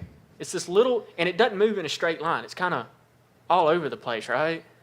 Kind Well, of. because it's on a line. Right. Like it's called It's a tow accurate. missile, TOW, because Yes, it's it's on a following line. a line. It shoots a line. Yeah. That line hits the target and then it goes out. So it's almost on a grappling hook, Yeah. And that's the reason why it can move kind of wildly is because it's moving along that fishing line They're essentially. creepy. They're creepy. It's a creepy way to annihilate something Yeah. because it's this little, starts as a dot and it gets bigger, and then Go a it long blows way. up. The javelin one though is pretty. Goes straight up and then comes down. Those are cool to watch. I remember as a kid playing Armored Core I played that. and the That vertical was a cool missiles. game. That was a cool game. It had vertical missiles was a type of missile. I always loved the vertical missiles They look cool. because I'd do heavy machine gun fire, Like I do weak, high capacity machine gun, typically, with a lot of times reverse legs, which would jump. There was the ones that could Javelins jump. are meant for land vehicles, correct? Well, they're shoulder fired. Right, but they're meant for land Yeah, only. but There's no air capability there, is there? I don't think because of its flight path, it Right, may do that yes. to a helicopter. It may can A do it to a low-flying helicopter. one. Yeah, but Could I die. mean, a soldier on the ground is going to use it against a tank. No. They're going to use it against an up armored vehicle, or or against a machine gun nest, or. Yeah, But those are kind of it's designed to be a those are bunker kind of turning buster. obsolete too. Nah. Nah, you don't think? Nope. One of the scariest things you'll ever assault is a dug-in soldier. That's true. Still to this day. And if he put any type A of earth sniper. above him, A sniper's that guy's worst enemy. snipers are still the worst enemy on both sides of the Right, battlefield. because you don't see the bastard. Right. Never seen Seals are still snipers. Yeah. The most effective What killer, does Tim Kennedy do? I What's Tim Kennedy don't do? know. He's a sniper. Yeah, He is a sniper. That's right. But that they're the killers. And those are creepy guys. Never see them. Never see them. They're just the ghost. They're the Overwatch. And their whole school is taught about stealth and surveying. Slowly moving. And they're lots not of always shooting. and lots of math. They're not always shooting. They're reconnaissance, survey, information. Just sit there. Just watch. Just wait. Pee on yourself. It don't matter. Right? Yeah. They shit on themselves too, I guess. I don't know Sometimes what they you have to. But you're eating so little. do. Yeah, I guess you aren't shitting a lot. Nah. MRE will stop you right up anyway. You won't I poo used for 4 or 5 days. I used to go to do a little dumb little diet where I was eating MREs because of the calories. The calories are very high. Whenever I was bodybuilding. No, it made sense. In basic training, it'll make sense in places like that. Whenever you're just walking everywhere. It's always amazing to It makes during a sense for deployment, war. all of a sudden soldiers are walking everywhere because there's not a massive amount of vehicles to take people everywhere. The amount of weight that people lose just because now they have Plus to it's walk hot as everywhere. shit. Well, no, because I'm even seeing this in Afghanistan in the winters. Gets cold? Are you kidding At me? night? At night, I imagine. No. Well, Uh, depending on where you are. Like if you're in Kandahar, it's the desert, and so only kind it's of at cold at night. night. Kind But of. if you're in like Bagram, I don't know. you're in the mountains. Okay. I was over a mile high. So Cold when as shit. wintertime come, Cold as shit. it was cold. As shit. Okay. Packing on fat. I ran my 10-miler there. It was terrible. I don't want to run a 10-miler anyway. I don't like running. I think marathon runners are socially. I think they're sociopathic or something. I think they are masochists. You don't think they're addicted? I think they enjoy pain. Well, I hope neurochemically you enjoy pain because that's the only way you're ever going to get that serotonin.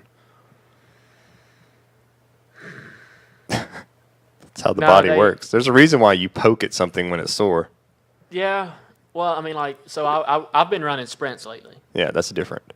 and whenever my calves are sore, I find myself just flexing. Flexing it. Yeah, Mhm. just Yep. for some weird reason. Yeah, That makes it- sense. It hurts. No, and it people makes are like, sense. Well, so whenever what's the first thing that happens whenever you pull something? You ask a doctor, "What should I do?" Mm-hmm. And what's he say? Rest, elevate. Don't touch it. Yep. It hurts whenever I do this. Okay. Don't do that. But you still do it. And you still do it. If you get an ulcer on your mouth, Don't pick at it. don't touch it.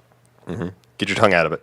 Right? But you still do it throughout the do day. it. Yeah, you're still poking it. And it'll make you squinch and your And- eyes and- water. And you're only making it worse. Yep. Don't touch it. It's not What like do you're you do? cleaning it out. But it doesn't make. I don't know. Because neurochemically, you're a little animal, and you really just want that serotonin. Yeah. And that little bit of drip of norepinephrine. How sad is it that we had to change the name of adrenaline Epinephrine. because somebody decided to name the synthetic chemical of it they cooked up as adrenaline? Like, that's what happened, right? Yeah. I So thought epinephrine was the drug. no, norepinephrine is adrenaline, right? But what happened was originally scientifically, sorry, I hit the mic, ladies and gentlemen, forgive me. Yeah, people We- that's not watching the video. We called it adrenaline. and it was fine. It was fine. It was fine. That's what it was. It was what it was known as. And then I can't even remember the name of the company, but some chemical company, some Named it adrenaline. pharmaceutical company figured out how to make it synthetically and called it adrenaline. You know they put that shit in those stacker pills. Well, I mean, it's easy. That's what that is. Yeah. It's the reason why you feel like the Hulk, because I don't take 'em. you are the Hulk. I will not take them. People take them for weight loss. Well, yeah, because all of a sudden everything's suppressed. And their metabolism goes through the roof because they are having an adrenaline attack and And then jumping around there's everywhere. caffeine to suppress the appetite, and a few other things to suppress the appetite. You should stop. Don't take stacker pills. Don't take any gas station diet pill. How about that? How about that? Well, these are energy pills. I know, the no-dos and all that. I mean, I'm talking about all of it on there. Right, but just stop. If you drink, be a normal American and drink caffeine. We're all addicted to caffeine. Let's be honest. I'm not addicted. You crave it. You want it. Yeah, you do. That's the first time I've had any for a week. Yeah, but I didn't. But whenever you don't drink it, it's over there whispering in your ear. Not really. Not really. It's fine. It's great. The first hour is a little more. I'm addicted. I'm okay with I'm it. really though. not. I'm addicted. I am. I'm addicted. I crave it. Whenever I don't get caffeine, I crave it. I think there were so many drugs in my system throughout the years. Honestly, the whole addictive thing. The problem is I they can call kick people it. addicts, but you know what I think they really are, Hmm. and I'm fixing to upset some people. They're not You addicts. talking about all people? Almost all people that are addicts, they're uneducated on why they want that feeling. So They don't understand why they want it. And the psychologist isn't trying to explain to them why they want it. They're explaining them how to cope with it. And that's not what works. you're also assuming people are educated enough to. No, I'm assuming people can become educated enough once the problem is identified. Okay, so for me and you, knowing why something happens, Puts it in It's the box so I can walk away from it. right? That's important. Like, why does this? Why does this snake bite me? Well, because I'm coming close to its territory. It deems me a threat. Yeah. Okay, so me and you think, well, we don't need it to threaten it in any way. Yeah. And we get away from it. Take a lower posture, slowly And, back up. and so what do other people do that don't have that thought process? They walk around blindly. Pretty much. Yeah. And they're not worried about the snake. Right. And that's what happens there. Uh-huh. But curiosity is what reels in 99% of people on drug usage. Is it curiosity or is it don't do it? So what's the difference? to rebellious teen angst, I feel like you cannot tell me the difference. I feel like don't do it leads to the curiosity. Which I is feel like so I feel like that's the stepping stone. right, but So then you get a chicken or the egg thing. yeah, that's all. It's still the same issue. It is. It really is. So I mean, people are weird. well, they're weird. You know how much stuff there's at. Look, I can pick up my phone and I'm blazed with information. Even just going through memes, there's parts of culture that I didn't even really know anything about, or I don't have any firsthand experience about, but I have all this Like the Church of information. Shrek. I mean, something. Oh God, shut up. Something as simple as vaping, right? I don't really know anybody that vapes. I know maybe two people that vape. I don't even know them intimately. Yeah, the vape nation. But there's I this, don't see I the know presence there's that this people act like. big thing, right? Well, I see vape shops come and go, but in other states, it is a bigger thing, right? But I know so much about this whole little thing, and then Cigarettes. we get it, you vape, and I don't get cigarettes. I don't why they're understand still the a appeal. thing. I don't understand the appeal. I don't know, but only like 8% of the population smokes now. Right, but that's a really high percentage for something that gives you There's more gay people. almost nothing. Is there? Barely, but yeah. That's interesting. I mean, it's always about 10% of the population. Dick's better than cigarettes. Mm. Well, no, that's wrong because not all gay people are males, so it's Mhm. ignorant on my part. That was ignorance. Yeah. You just spewed it all out there. Spewed it everywhere. But- Just but- completely ignored the lesbians and bisexuals. I mean, and it's one thing that Lawrence Krauss has correct. for him being the philosophical, atheistic drone that he is, and yes, you're a drone, sir, is that throughout the mammalian world, look at mammals, about 10% of them are homosexuals. I'm jealous of people that have it all figured out, the afterlife, atheists, religious people. Yeah. I'm really jealous of it. They've resolved it. Yeah. That's something I just think about all the time. Well, they didn't resolve it. They absolved it. And actually, to me, it's a step of arrogance. I also think that, because, like, how do you know? Who are you to know? Yeah. Who are you to know? You just assume that your lack of evidence. Have you been there? Yeah. You assume your lack of evidence shows evidence. your evidence. Yeah. Right. And it's not how that works. It's not. Because anything else, the Big Bang Theory, started out with very little evidence. How pissed off are you going to be if you die and the Church of Shrek is what it is? And that's it. Well, I'm definitely going to flip them the bird. I'd be really pissed. Or if it, Pastafarian was right. That was funny. If that turns out to be correct, oh, Jesus. The flying spaghetti monster. Yeah, flying spaghetti monster. Oh, that would be horrible. True. But no, I will never walk away from the idea of a God. I won't, no. And then to even be as arrogant to wipe away his things as intelligent design. So you're telling me that it's not possible that something else came along in this world and said, you know what? Random chance doesn't make any more sense than intelligent design. Oh, but to go back to Lawrence Krauss, he will sit there and try to tell you that we should celebrate that the universe just so happened to settle in this state that allows How does he life. know? What do you mean it just so happened to settle? Okay, so let's say it settled there. You need to tell me that you have done away with the idea that anything could have possibly systematically and on purpose slowed it down right there. Here's the only time we'll ever get our answer. And that is whenever we completely 100% learn everything there is to know about science. And that is the day we transcend humanity and become God. Because then we understand how to manipulate everything. Are we God? Essentially, we'd be the same thing. Mm.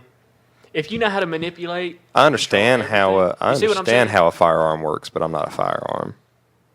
I'm talking about everything. Molecular level. On the molecular level, I understand how the primer hits the propellant. The propellant flings the bullet forward. Controlling everything, which will never happen. No, it won't. What you're talking about is a utopian type version of. It would be something more than a utopian. It'd be something else. It'd be something no one's thought of yet. Yeah, a version of paradise, shall we say, though. Would it be paradise or would it be hell? See, that's the weird thing. Because do you want to understand everything? You don't know. You may not. Maybe ignorance is better. Because if you study music too much, it just becomes boxes. Right.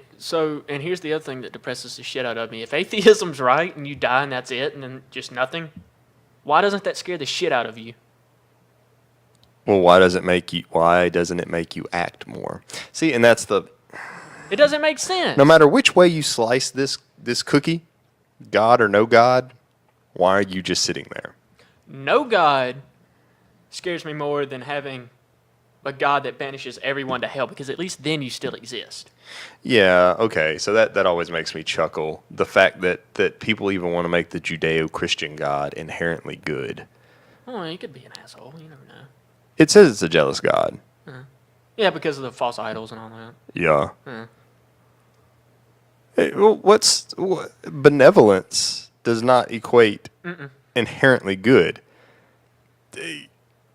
Something, if you're going to go with the Judeo-Christian God, something made it want to create. Hinduism sounds pretty kick-ass. It's the same game, though. Just a bunch of different gods. Reincarnation sounds really cool to me. But see, what's the difference on that? God didn't say reincarnation doesn't exist. No. There are types of Jews that don't believe in a heaven. Ooh, what do they believe in? Just a permanent purgatory or some shit? No, they just believe you're dead. See, and that's what I don't get. And it's deep original Jewish thought. What does it mean to cease to exist? What you're doing right now is assuming that your consciousness matters. But if I don't have it, then what am I? That's what I'm getting at. See that cute little puppy dog that's sleeping over there? Uh-huh. There you go. That's it? Yep. That'd be cool. Yeah. I wouldn't mind that. There's nothing wrong with that. No. He gets petted, Yeah. fed. That's fine. He gets to play outside. Yeah. Barks at me when he wants to go outside. Hey, human. But it's just a possibility that you just stop altogether. Do And there you is really? No, Or are I'm- you just I'm saying, aware I'm just saying the that- possibility because we don't know. Just your what awareness happens. thereof, right? Right. I mean, okay, so people have been trying to define consciousness. Like being a since- rock could be since- sweet. Yeah. As dumb as that sounds, being a rock could be sweet. Well, I mean, as long as no one picks you up and throws you in the river. Even then, it could be an eternal orgasm. You never know. You don't know. And that's just it. The perpetual state of existence, you can't tell me whether happiness is that animal or what you've been given. And actually, who are you to try to put happiness on different things? We're all arrogant. Happiness is a stupid construct. Everything we've done is a construct. Ta-da! But The moment we have language, and see, people will say, let's do away with gender as a whole. Because anything that's ever come from gender is a bad thing. Or let's do away with race as a whole thing. I want you to not talk about people in terms of race because nothing good has ever come out of us trying to classify people in races. And to that, I just say, no, nothing's good come out of you haphazardly teaching someone about race. That's the problem. It's the education thereof. Because then you allow their ignorant parent or grandparent to install stupid things. Nah. I don't disagree with that. It's all a construct. Language is a construct. It is one big label. Don't tell me not to label things. You're telling me not to speak. We also, this new generation, my generation, not your generation. I don't think it's your generation, but my generation refuses. I'm at the top of your generation. There's like, I'm like, you're right there. yeah. But there was a different shift in my age where people refuse to. No one my age wants a label Yeah. at all. The 1950s. They won't even go with a centrist. I'm not a nerd. I'm not a nerd. I'm Not not a a jock or anything. They won't have any label.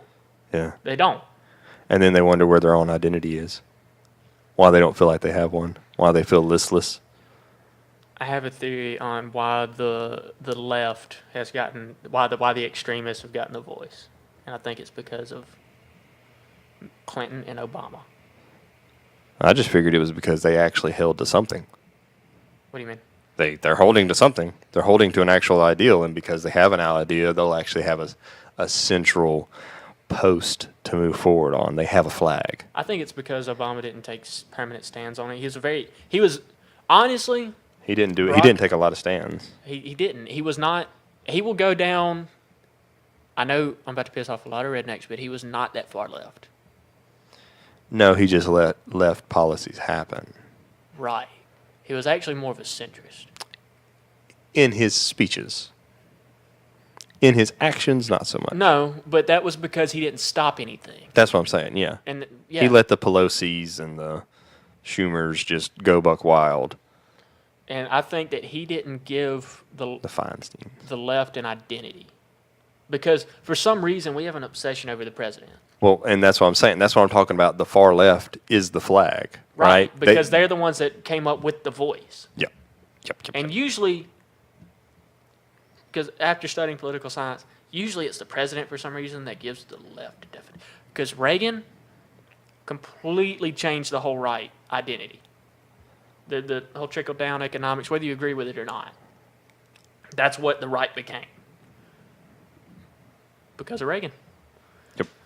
And then I think it kind of started with Bill Clinton, with the left. I'm not sure. No, because he took stances. He did, but it wasn't. Like he was anti-gun. And It wasn't firm. Yeah. Like you can say what you want. You're right. In many about ways, he was a conservatives. soft speech president. Conservatives, firm. They're there. Trump, I don't think he's a conservative. No, I think populist. That's it. he is a populist. And That's it. actually, that's what kills me about anybody on the left or anybody on the right or anybody in the center saying anything. What they don't understand is they finally got a president that if you bring him the votes, if you show him that a certain majority of people want it, he'll make it happen. Right. And so if they would shut up, And that's what his whole campaign put forth was. the numbers. He's just real shitty at speeches. no, he's not. Well, in the traditional political sense. In the political sense, for other politicians. For other politicians, shitty. But he gets his message to the people. Them they're uneducated people that we want to talk about, act like they don't know nothing. In many ways, I'm an uneducated fool. Uneducated doesn't mean stupid. And that's what people need to understand. Ta-da. Just because you didn't go to Yale doesn't mean you're an idiot. There's a lot of college dropouts that would agree with you that are on their own businesses now. You don't have to go to college to be successful. College doesn't work for certain versions of certain minds. It really doesn't. I don't think college works for me. I only went because Mommy and Daddy told me I should. Because according to their generation, that was very much the way. And I had the scholarship money to do it. Yeah. And that's why I went. There you go. I didn't want to go. I never wanted to go. That was their path. Because in their world, the man in the office was the man with power. And I'm not saying it won't ever help me. Right. Probably will. You're not saying that you didn't pick up things. I definitely learned some good things. Like the Russian Holocaust. Yeah. Well, that actually didn't happen in college. But you know what I mean. That was a YouTube session. That was a late night YouTube session. Well, YouTube is not far from college now. Right. Which is YouTube sad. has turned into one of the best tools for college students. Well, I mean, people like Prager University. Prager University uses YouTube like a beast. Here's how much colleges have changed. I can go on my phone. They have this thing called iTunes U now. Uh-huh. And there are some colleges that you do courses on your phone. Yeah. The presentations of the voice, everything. Yeah. You just enroll. I could enroll on my phone at some colleges. Yeah. What the hell? Why do I need to go to this brick and mortar structure? Well, there you go. But the brick and mortar is arrogant about it. About the online aspect? Mm-hmm. Some of them are, very much so. Some of them only did it because of the money, because they couldn't ignore the money. Well, the college I go to is strange because most colleges are left and mine's conservative, like as hell. Well, it's an old one, but it's a intelligent one. It's actually one of the best in the country at what it does. engineering. Yes, for what it does. Yeah. Engineering, it's one of the best. Not studied engineering for a little bit, built 2 robots and said, fuck this. Should have fought them. Fought the robots? I didn't like the class structure. The quarter system is interesting.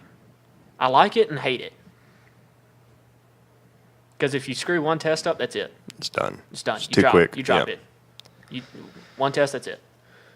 You screw up, miss the deadline, that's it. Drop it. But at the same time, you just get through the material faster. And that's why I think projects are more important than standardized testing. And they're actually making that shift now. Because we've had to add things like spatial intelligence, emotional intelligence into the spectrum of intelligence. I mean, do you know how long it took us to add spatial intelligence into standardized testing? I wish they'd add athletic intelligence. That's a different type of intelligence. But It still is intelligence, though. yeah, but we There kind of frown upon it. Why? It's important. It's important. It's very important. And it's not only the physical aspect. I mean, we call it kinesiology, but it's more than that. Mm-hmm. Yeah. Knowing how to move and move effectively. Well, I mean, I'm Is going to go back to spatial intelligence Okay, for we'll a go back second. to spatial intelligence. Because, and we still, you barely see it on standardized tests, but you will see it occasionally of if you tip this cup sideways, what will be the highest level of water? Yes. Okay. There are certain people, nail it, boom. But we do not in any way track those people. And see, They end up being mechanics. they do, even though We're working on hydraulic systems. if you give them an IQ test, They score high. they might blow your mind. Yeah. There are a lot of simple shade tree mechanics, I'm telling you right now, that walk around with 120 IQs. And they sound like this, and they laugh at you whenever you try to tell them to do something. You know them. You usually know them. They're rebellious because they were thrown to the side. Highly intelligent creatures. I am of the opinion that where we have messed up at the most at Is this ignoring education of this country is not just ignoring them, ignoring our intelligent. I believe the gifted programs of this country are highly underfunded, highly underused. If a kid walks into a school with an IQ of 120, we should not go, okay, he'll be successful. Just let him float through life. He's not a mental level. Well, then he never works. Then he never becomes anything. On occasion, we grab our 140s, our 160s, right? Well, they end up being Awkward. not more. Sometimes they're not more. Sometimes failures. Sure. A lot of them end up just failing. Or a Ted Kaczynski, a Unabomber. Yeah. But that's not the point. The point that I'm making is that Keep them in the bubble. we'll look at your Nobel Prize winners. A lot of them barely go over 130 in IQ. A lot of your Nobel Prize winners throughout history. I'm telling you. But I would say most breakthroughs happen from a collective and not an individual. Of 130s. Yes. Of higher collectives. Of slightly And not a higher 160 collectives. and not a 150. Yeah, that's what I'm saying. And, And that's where we're messing up. Yeah. We're not building that collective. We're not grabbing that kid who could build the next Mars rover. GERs. Right. I don't like GERs. Let's stop it. But I believe the education system, the biggest screw up where we're losing it the most is not that we're failing our average kid. Because I almost feel like sometimes we feed the average educated kid Well, we hold the elite back. too much and hold the elite back. And all we do is go, well, the elite will make it. Because we don't want to hurt feelings. Well, he'll make it, Yeah. right? He or she. Yeah, they'll make it. They'll whatever. make it. They'll be successful. They'll feed themselves. But that's assuming they have the same motivation Right. Versus they need the stimulation just as much. as the challenged. Mm-hmm. But even the challenged people will find something. Sure. I mean, that doesn't mean that just because you're of average intelligence Means you're going to be of average success. No, Actually, IQ does not measure success rate. That falls into specialization. Right. And that's where I'm going with this, is that I understand that just because they're smarter doesn't mean they have a higher chance of success. What I'm saying is there's a brain that's a little better than the other brains. Mm-hmm. At certain things. Let's increase its odds so that everyone's odds are increased by what it can possibly do. I understand that it's still the same gamble. Right. I'm just saying I think At least then you give that one it's the value a gamble. bigger chance. Right. Should we separate them? No. No. I don't. In the same system? Same should we system, different class. Or should we teach at a more individual level? Well, yeah, that's what I'm saying. Yeah, well, the end goal should almost be in some version of you sitting in front of a computer and that computer stimulating you toward the education that you need individually. We don't hold education personnel as highly as I think we should. As far as in reverence? I don't Or think, to a higher standard? I think the standard of them should be higher. I think it should be more difficult. You should pay them more then. I was about to get to that. I think you should appreciate them more by paying them more. And I think it should be a higher job to have. Right, but the problem is that if you go, well, it should be pay for, the quality that they provide. Mm-hmm. The federal education system is going to say, well, standardized testing. If the teacher gets their scores up, then everybody will get paid more. You'll get funded more. Yeah, the application would be difficult because we're stuck in this tradition of standardized testing. Right. And that's where the problem would be, because then you'd measure everyone by their test scores. So the fall of everything is how we fund it and the fact that it's standardized testing.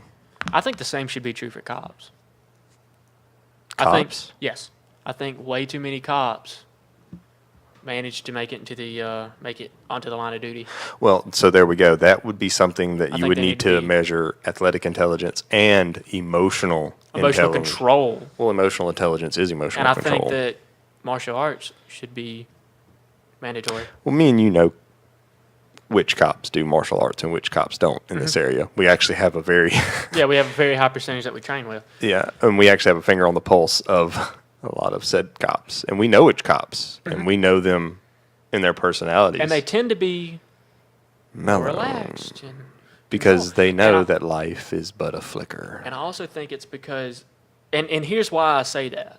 Because what I think a lot of the reasons that cops end up shooting people is they panic.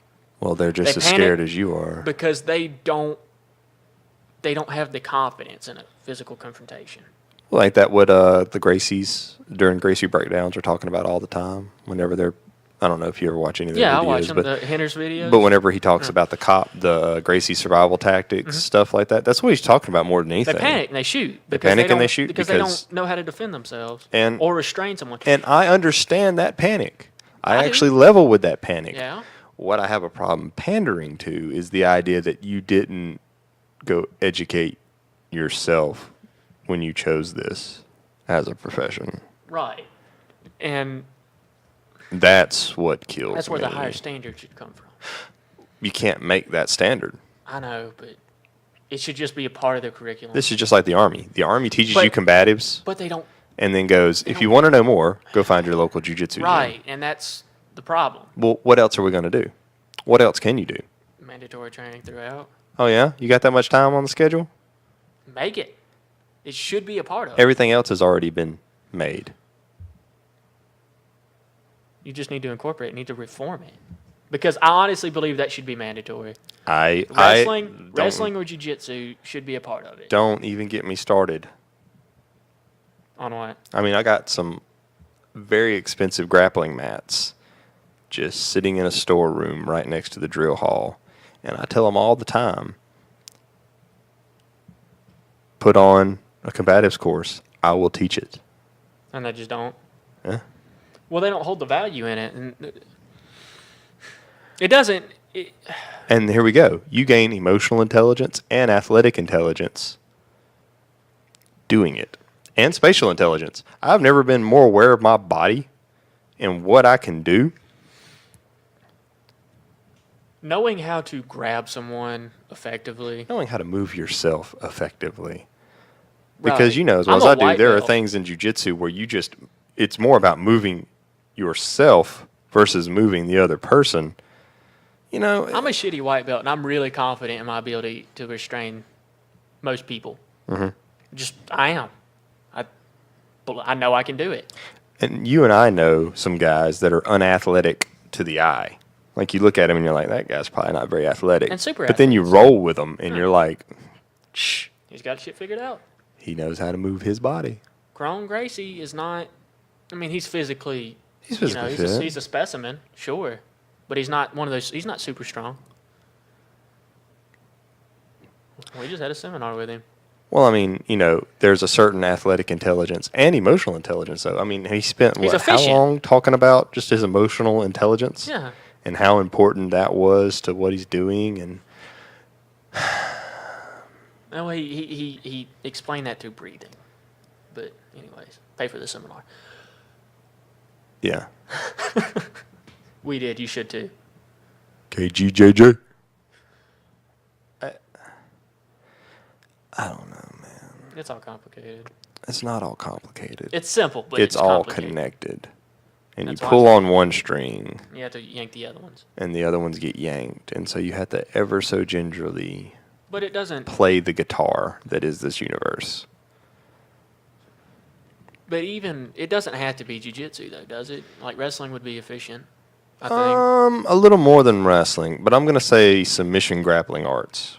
I'll give submission grappling arts. Well, I mean, you think about Greco-Roman, above body clinches. Yeah, Strain them. sure. Most cops work out a lot. It's very strong. Yeah. Most cops do. Most cops are strong. Yeah. But But just here's- clinch drills. Just stand-up clinch drills. Just an over-under grab. Understanding those and understanding Or get to a double simple under. leg You get to a trips, double under. You can fold a guy in half. You Bring don't him even have to down be and you get anything on- stronger than him. Just a double under. You get your hips up under him. and Now, let me throw a curveball at you. That stinking utility belt. that'd get in the way. It can get in the way. And then there's that gun right there. And there are, like GST, you know, I'm not trying to plug these guys at all, but I mean, they've thought it through. They're grandsons of Elio Gracie, for crying out loud. They put on the belt when they're teaching these seminars. Yeah, you'd have to change it specifically for that. You gotta move it around a little bit, and they teach weapon retention classes and things like You'd that. probably have to change the rolling. Probably make a lot. Well, you're more. not. The But- guard doesn't exist No, to that degree. But then again, the guard shouldn't be existing to No, you if well, you're a cop. it's Just a like last to resort. soldiers, that's a last resort thing. You don't want to be there. you don't teach soldiers a guard really. You don't want to be there. You That's teach not where you you want can to be. teach them spider guard, and you can teach them foot on hip. You teach them to get out of that. Yeah, but that's what you're teaching them: stand up, stand in base, stand in base, stand in base. But just even if you're in someone's guard, just hands on the bicep. Right, but what they Just tell hands you, up. what they tell you in the army is like this: the person who's going to win the combative session is the next buddy who shows up with the firearm, Right. whichever side he's on. Yeah. And there's a truth to that. It's absolutely true. And so, but I also am pretty capable of dismantling an uneducated man pretty quickly, as far as choking him out or snapping an Well, arm off. I or, know that more than most people. Well, you know what I mean, though. Yeah, I know exactly what you mean. That I only need one small mistake. Collar choke. And I'm not, and that's not arrogance. That's No, not, It's not. Trust me. but it's also part of my mindset is that, and I developed it because of the Army. It wasn't because of jiu-jitsu. I took it into jiu-jitsu because I'm of pretty it. confident I could capitalize on a mistake. And Yeah, especially for a sweep or something like that. Very Just much so. anything. Yeah. Guy overcommits his shoulder weight, and you're like, oh, pfft.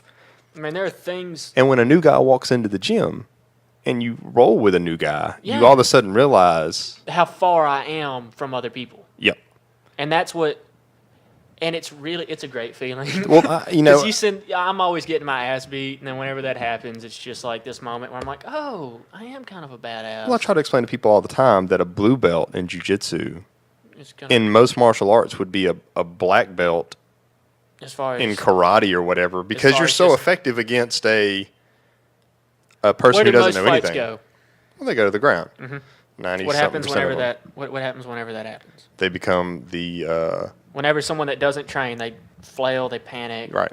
expend a lot of They don't energy. know. They just want to get back Jiu-jitsu up. is not even a fast martial art for Some of it's crushingly slow, and there's actually some guys that are like the pythons. senior. Oh, yeah, senior.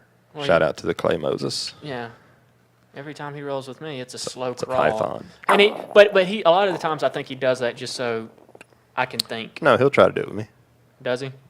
Well, he does it. It's with part me. of his style. For me, he does it to me. He goes extra slow with me. Just like you said, rolling at a pace you can think is important. Oh, very much so. And with him, by the time I realize all my mistakes, it's been too late. Yeah. But he's an interesting guy because his whole role is about a slow, methodical, no mistakes thing. Try to make as few mistakes as possible, and try to make them as small as possible. And it's just a slow crawl. Like if he grabs both legs, you're not stopping him from getting to side control. Some of that though was because of his wrestling background Yeah, he started out as a high school wrestler, didn't he? and a college wrestler. Oh, he was a college If wrestler? I'm not mistaken. Wrestlers that get into jiu-jitsu, they turn out being something a little special. Well, because they have of that cases. tenacity. They've been the hammer and they've been the nail already. They've already passed that crucible. They also have a weird way. Is floating the right word? They can float their hips. Yeah, it's weird. Like their mount, strange. Mhm. Like They- like your mount, heavy. Their mount, it's light, but I'm not going anywhere. Uh, The weight is here. I feel like they're floating on their arms. Am I wrong? no, you're not wrong. They kind of float on their arms, and they're able to switch their hips to either side and go a knee on belly, and that seems to be their preference, and it seems really effective. Well, it's because they're used to that turtle position of wrestling. You lock shoulders, right, and you put the guy beneath you, and you go on top of him. So they're used to having that certain kind of weight in their chest in that almost riding position. So you just flip the guy over and you sit him up on top of him. Man, I'm gonna hit this mic all day today. I'm not used to this type of mic. That's fine. Even on the Wednesday rants, I tend to Yeah, they're put it over the but, side. but wrestlers are interesting with that, with the way they move. Well, I mean, but that just there's certain parts Wrestling- of how you learn to move that never leave you, Wrestlers are just. I honestly really like watching wrestling events. like real ones. Yeah, no, I'm not watching WWE. Fuck that shit. But I like watching collegiate wrestling. I like watching. I don't understand a lot of it. Like The point system's kind of weird. and how it all works. But those guys are tenacious, man. There's, the suplex, seeing it is strange. And then watching these guys counter suplexes, that's the crazy thing to me. Like, you go to suplex a guy, and he'll literally, like, do a handstand, boom, and then just flip up. Flip his own self back up, and you're like, what was that? Yeah, it's crazy. But the suplex itself doesn't even look like it makes sense. No, I mean, bend your body the wrong way. You get down. I mean, you look at it in slow motion. Yeah, you see what happens. He gets his hips under, and he just extends, and it's just a fall. At that point, it's really just a fall. But he still lands on the top of his head because of that back arch. Right? But it's that initial boom. It's that scoop that happens. And it's really interesting because it doesn't look like whenever it happens in that fast motion that it would work. Fucking does. But that's any takedown, really, because even in jiu-jitsu, the motion, and I find, I do it all the time, where I try to make someone go straight down. Yes. That's not what you do. And none of them. None of them, yeah. Maybe, Drop Siranagi, kinda. You still but have you're that still initial picking them up. boost. Yeah, when you boost. Yep. That's the first thing that happens, that initial bump. You get guys on their toes. Almost every takedown in the world, almost every trip fall in the world. The only thing I can think of is a double leg where they back up. But you still came up underneath them. Well, aren't you catching the shoulders and kind of doing it like a tree? You mean their knees? Knees. I meant.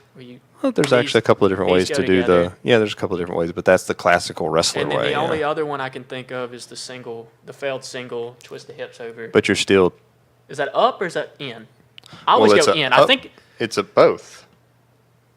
And if you don't know what, I'm not even gonna explain it. Yeah, but I mean, the point is, especially the judo type throws and trips and stuff like that. Judo has. They only have two pieces of different footwork. Right. That's every move. Yeah. It's every move. They step in, they turn their hips, they bounce up, then they drop. And whether they drop to their knee or whether they drop just their shoulder over, that's it. Those are the only two. Yeah, it's just which way are you going to do it. Or they do the kick. Well, I mean, I sent you that video the other day. What was that, from like the 1950s or something? Yeah, no, it was earlier than that. It was not earlier than that. What they'd done is in the book, he took a bunch of pictures. Like they took and then they started multiple pictures really quickly of him doing a move. And so then somebody took this old book of, he was like a fourth dan or whatever in judo, but he was a well-known one. And That was interesting. they literally took all these little pictures. It was one of the first few books with pictures. Yeah, a lot of them, a couple of them. But he would do these moves, and like I watched it over and over and over again, and I was like, it never changed. Same move. What we did today, move.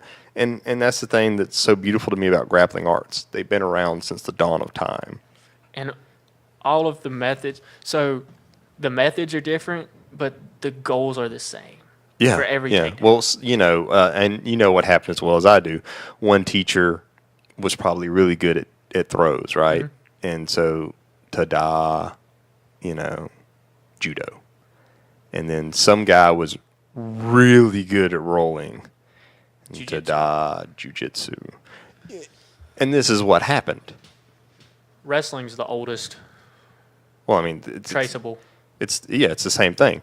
And we can't tell whether the Romans invented it. We can't tell whether they got it with Alexander coming into the... We just know they practiced it in the Coliseum. We just know that all this connected world all happened. Boxing's really old. Yeah, sure. How old is boxing? Just as old as anything else. Probably as old as wrestling. But it's different. Boxing originally was the hands turning the other way because they didn't want to break their hands. The old John Marshall stance. Gloves and wraps changed all that. Wraps changed all that. Because that and the Chinese men. Into a brick. Oh, toughening their hands? Nope. What do they do? They held a knife in their hands. Ooh. Karate. The boxing stance we know today was originally the karate stance. They had their feet more apart. No. We taught them that. Why? In the era of boxing, when we brought boxing over to China. Okay. You should read that history. It's pretty interesting. The wider stance, we taught them because we'd come in and fight them with the boxing. And the boxing was actually really effective against it. And so they started taking that wider stance from us, right? Mm-hmm. And you know, you go back to somebody like Conor McGregor, and that's what makes me chuckle about Conor McGregor is he's actually fighting like a stinking 1930s boxer. Straight left. Look, bow. Straight left. But he's figured out how to knock somebody out with it. He does it. He has a special. He does have a special. Is it left. special? You don't know. It's special from everyone else. No one else is doing it. That's what I'm saying. He's But got a we don't know special if that method. power generation. No, I'm not saying if I'm not. He may not even be. He May suck at it for all you know. And that's funny. The funny thing to me about MMA math, everybody goes, "That left hand is so powerful." It is powerful. It's but powerful, but we don't It doesn't know. always work. Somebody could very well, in 2 generations, make that everything. Yeah. There was one point everybody taught the Mike Tyson uppercut. What about Lomachenko? I feel like he's going to change some shit up. He has already. Yeah, because they've already started doing the hops. Yep. The hop in is And see It's that weird. that hop in. it works. It's No, old. once It's again, old. you go back That's and old. you watch That's some really old boxing stuff. That's really old. And there it was again. Yeah, and the that's hop. this whole little thing. But okay, back to roll it back to the karate, Mm-hmm. right? The Chinese fought a lot more like this, and the reason we adapted it was because of the blocking. We were like, oh man, these guys can block. Oh, they have some power generation. But the reason that karate had that stance was because they would have the knife in the hand, pointed down, right? Block, cut. Because karate means open hand, right? It's, I'm teaching you a martial art, and you can do these moves, and these moves will work effectively with or without a weapon. That was actually the original basis of karate. Because weapons were illegal, and karate was invented when weapons were illegal. So they were teaching soldiers, peasants, really, how to fight with farm tools. That's what the size were. Not just size. I mean, even just Yeah, I a know bow the staff and size. stick. But the katas and everything, Yeah. where they were just trying to drill in. That's where hay cutters, right? Got Yeah, us? the scythe. Still, you can still order them online. They're still effective. Modern day people still using the scythe. Cut the yard. Actually, I've been thinking about getting a version of one for my ditch. That stupid little. Got a Kaiser blade. Yeah, some people call it Kaiser blade. I call it sling blade. But that's the thing. Like that, and I guess what I'm getting to is these martial arts Like a are all the cycle. same thing. They're just these big cycles, and somebody reinvents one little thing, right? Reinvent until it comes back around to the reinvention, because each one of these leave a hole that the next generation exploits. When did footlocks come? I mean, Sambo has been using it forever. Hickson Gracie was using footlocks in the 80s. Yeah. It's nothing new. I never said it was new. No. But people- what has happened But is, people in jiu-jitsu act like it's new.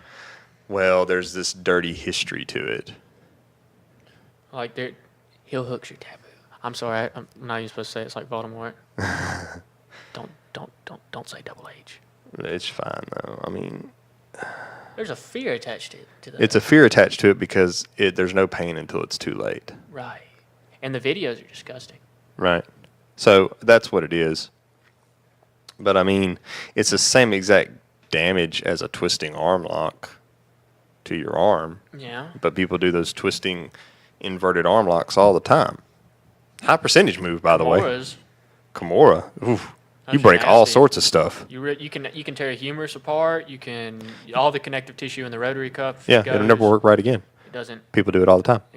It's done. Versus you pop And my that's foot. my favorite one. But you pop my foot in a toe hold and I'm sore for 3 or 4 weeks. My toe holds hurt like a motherfucker. But it's just sore for a little bit. I know. You know what I mean? They do hurt. They hurt bad. I mean, I'm talking to a guy I've had my foot popped. Yeah, you popped mine once. Oh, Not pop, but it was enough. you needed it. I did. Put my foot out there. Don't leave it behind. Sometimes the best way to teach someone. But the stigma attached to heel hooks, and there is one. Yeah. And knee bars are almost, I don't know, I consider knee bars very dangerous. They are. And then there's a weird stigma attached to straight ankle locks, and I keep hearing from people that they actually would prefer that. I mean, a straight ankle lock's hard to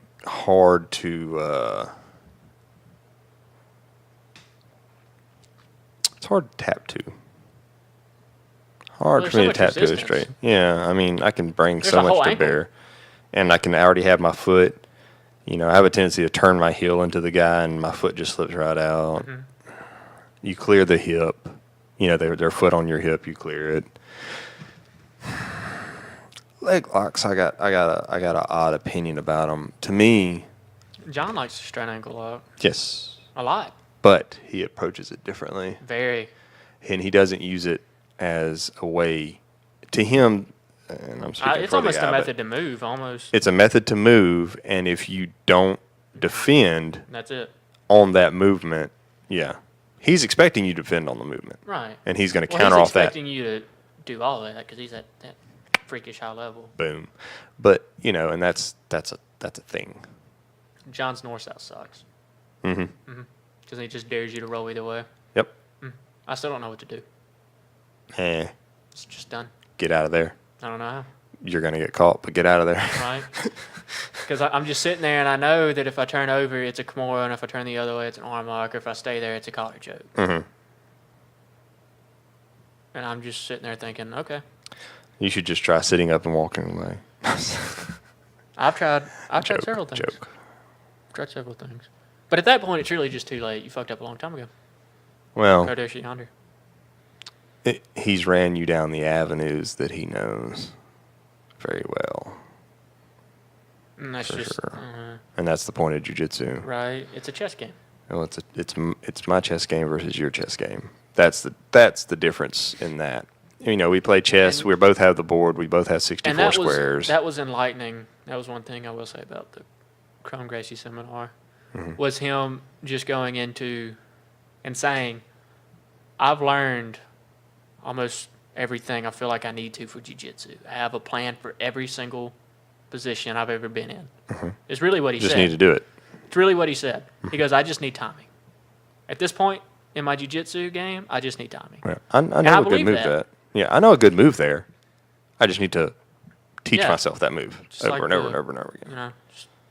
You know, and that was whenever I realized that what I'm really working on are reactions.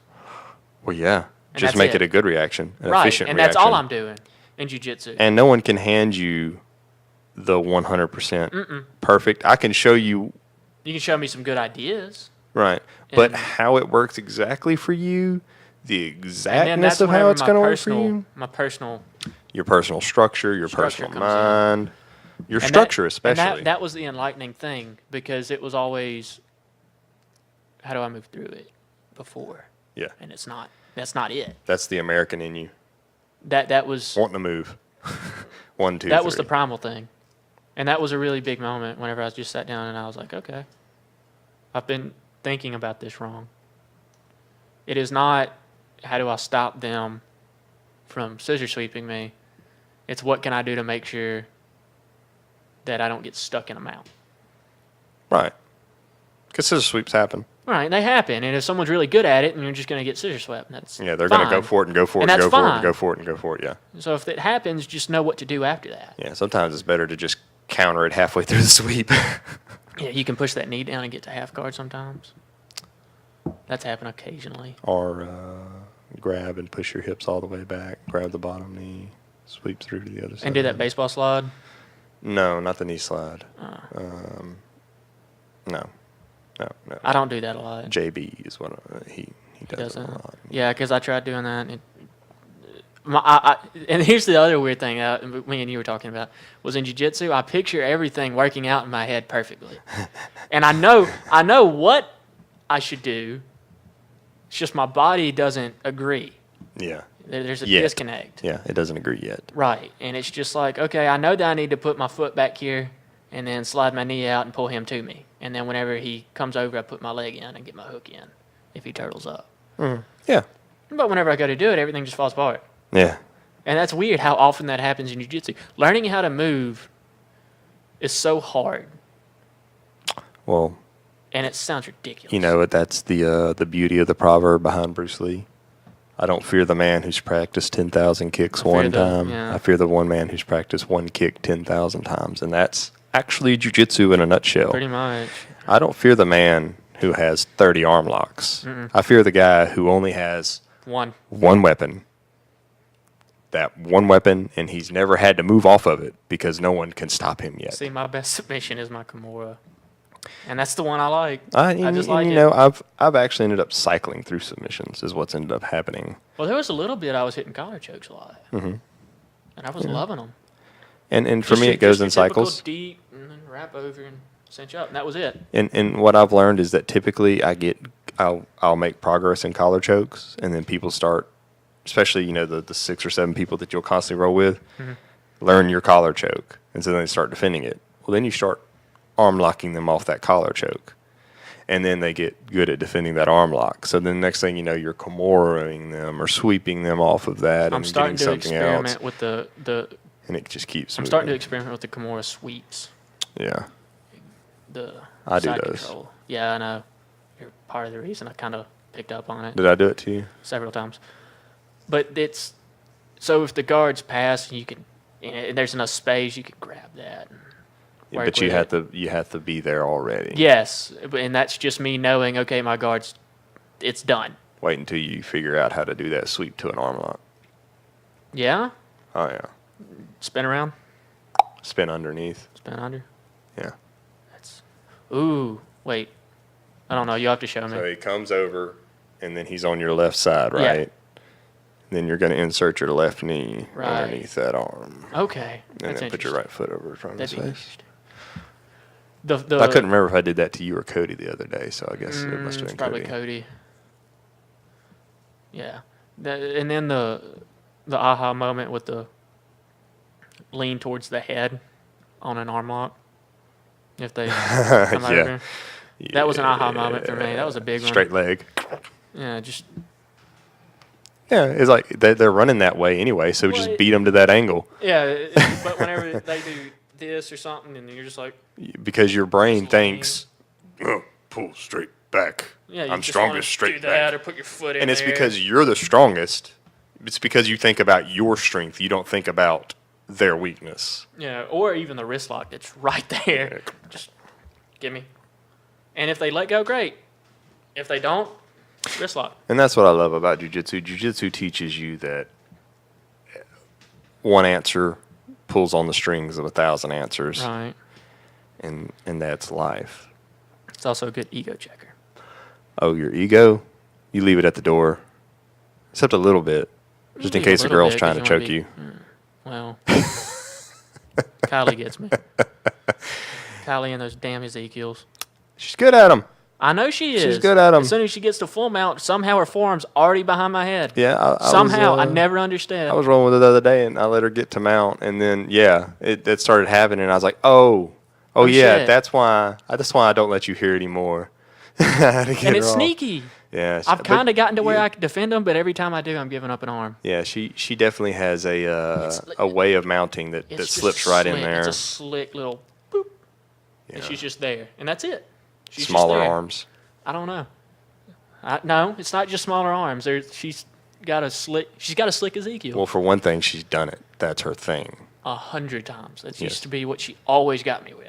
So, She still gets me with it. and now she's developing arm locks off of it. Mm-hmm. See what I'm saying? That's how this works, though. That's how. So Chase that used thing to you do a were talking spotter about, guard. the thing that you were talking about, how do people get better, especially once they reach a certain level, if they're not constantly rolling with other people that are higher. Because if they're truly sharpening the sword of those below them, eventually whenever I they'll was talking have about how to. necessary seminars got to be. Yeah. Yeah. See what I'm saying? Yeah. I really do think that, like, at an upper brown level, seminars just have to be huge. Yeah. Well, They really the do. questions that they're asking. And Crohn's knowledge is incredible. And it's funny how simple that knowledge becomes. Yeah, it's nothing, not like nothing it's not he like does a is 30-step super. process. I watched the same guard past 100 times. Yes, you did. Actually. I did. Yep. And I know that- you did too. I watched Yep. the same one, the very same one, over and over and over again. over and over. And it didn't necessarily work 100% of the 100% It time. eventually worked. It just eventually worked because he eventually kept applying that system and eventually kept applying that system. And that, in part, is, well, that's one of the beauties of jiu-jitsu. Like, you go back and watch the old films of what Hoist would do and even Hickson. I mean, you watch Hickson's MMA fights. Hickson would just do the same three things. Do-do, do-do-do-do, do-do-do, Damn do-do-do. guillotines. Until the guy just... He just made the one mistake again. Those you damn know? guillotines of his. Well, the rear naked choke of The rear Hickson naked Gracie chokes were nasty. is Oh, is you want a block? legendary. Yeah, it's And then sinking in the choke Nate. while punching a guy. Nate. Yeah, well, I mean that's where it come from. I know, Nate that's, with Connor. That's What'd he do? Caesar Want a Gracie block? Bob. going old school. Yeah. The same thing. That was beautiful to watch. Oh, I mean it's just jiu-jitsu in action. I know, but it's just so beautiful whenever it happens. And I mean the whole thing was beautiful though because, I mean, let's not. I'm not going to completely underrate Connor. Connor hit an X-guard sweep in that fight. I don't remember that. He did. Did he? Yeah, toward the end of a round. Well, he's got some good jiu-jitsu guys in his camp. Yeah, there's nothing wrong with it. But he had an over ankle instead of the under. He went over ankle to X-guard sweep. Tried to hit the standing ankle lock. Didn't happen. Well, it got pulled, and then it was an inverted guard. Diaz is in an inverted guard, and Connor starts trying to bring down punches, and it was at the end of one of the rounds. But there was an X-guard sweep in that fight. Well, I mean, that's not even sometimes talked about, but, I mean, he put it on Nate. Nate instantly shoulder rolled because Nate's like, X-guard, okay, I'm going to get swept. It's just let me control it, you know. Connor has, in my opinion, a decent anti-jiu-jitsu. Well, Dang. there's this thing, right? It's just like And talking whenever about I say anti-jiu-jitsu, I mean anti-takedown. Connor's never going to catch up to Diaz on the ground. No, and there's no point in him trying. Yeah. It's just not. You don't try and beat someone at their strength. Right. Just stop. Yup. You don't do that. It doesn't work. You're not gonna in 6 months get on Damian Mai's jiu-jitsu level. In a No, year, because he's a phenom too. well, in 2 years it will never happen. I mean, he was a quick black belt, Very. and What was it? I don't know. it was like right at 8 years. Yeah, I think it was 7. Yeah, I mean, it was a ridiculously quick time to even black belt. So he's this phenom inside of a phenom. World champion. Inside of a phenom. You're never gonna catch up to his jiu-jitsu. You're never gonna make sense of his jiu-jitsu. Carlos Condit looked like Gunnar Nelson. yes, That- Gunnar that Nelson, choke. And he's known for his jiu-jitsu. Gunnar's good on the ground. good at the bottom half. Very good. And what happened? As soon as and that was a guillotine. Well, some elbows, especially. Just go back to the bottom half guard. Him just eating elbows and not being able to move. Yeah, he was just stuck. Just Like stuck. glue. Like all of a sudden, wait a second, I can't. Just locked down. Mm-hmm. But there was a guillotine. I can't remember what it was. It was something that Damien grabbed one time. I'd have to go back and watch that fight, man. That fight had The so rear naked much. choke was with Carlos Condit. Yeah. Was incredible. Well, I mean, that whole fight was over in a minute and a half. He ducked his chin. Doesn't matter. He just changed his grip. He was behind the head and he just goes Boom. and squeezes up And on the has sides. and knows the angle to He make just it knew. work. No. And the other thing to watch Damian Maya is his face. He's calm. He knows exactly where he's at. Just chilling. Just go to sleep. Chilling. It's incredible. Okay. I think we hammered it out for the day. We did. It was a good episode. This is actually fun. It was. Well, The mouse I is guess dead. no, just click on the mouse. Yeah, click on it to bring it to life. It's alive. You know, It's about to die. technology, it's difficult. Anyways, we may do another episode at the end of the month of May. I got to go out of town for a little bit. I think we could make one work. Maybe. We'll see. We'll see on that. Definitely got 2 good guests lined up for June. We'll That's be gonna hitting be those. Those are good. But hey, enjoy that good weather that's happening out there, ladies and gentlemen. Go run, even if you hate it. Everyone hates it. Griller Banter Podcast. I'm Brock. This is Matt. Matt. Yeah. Yeah. Peace.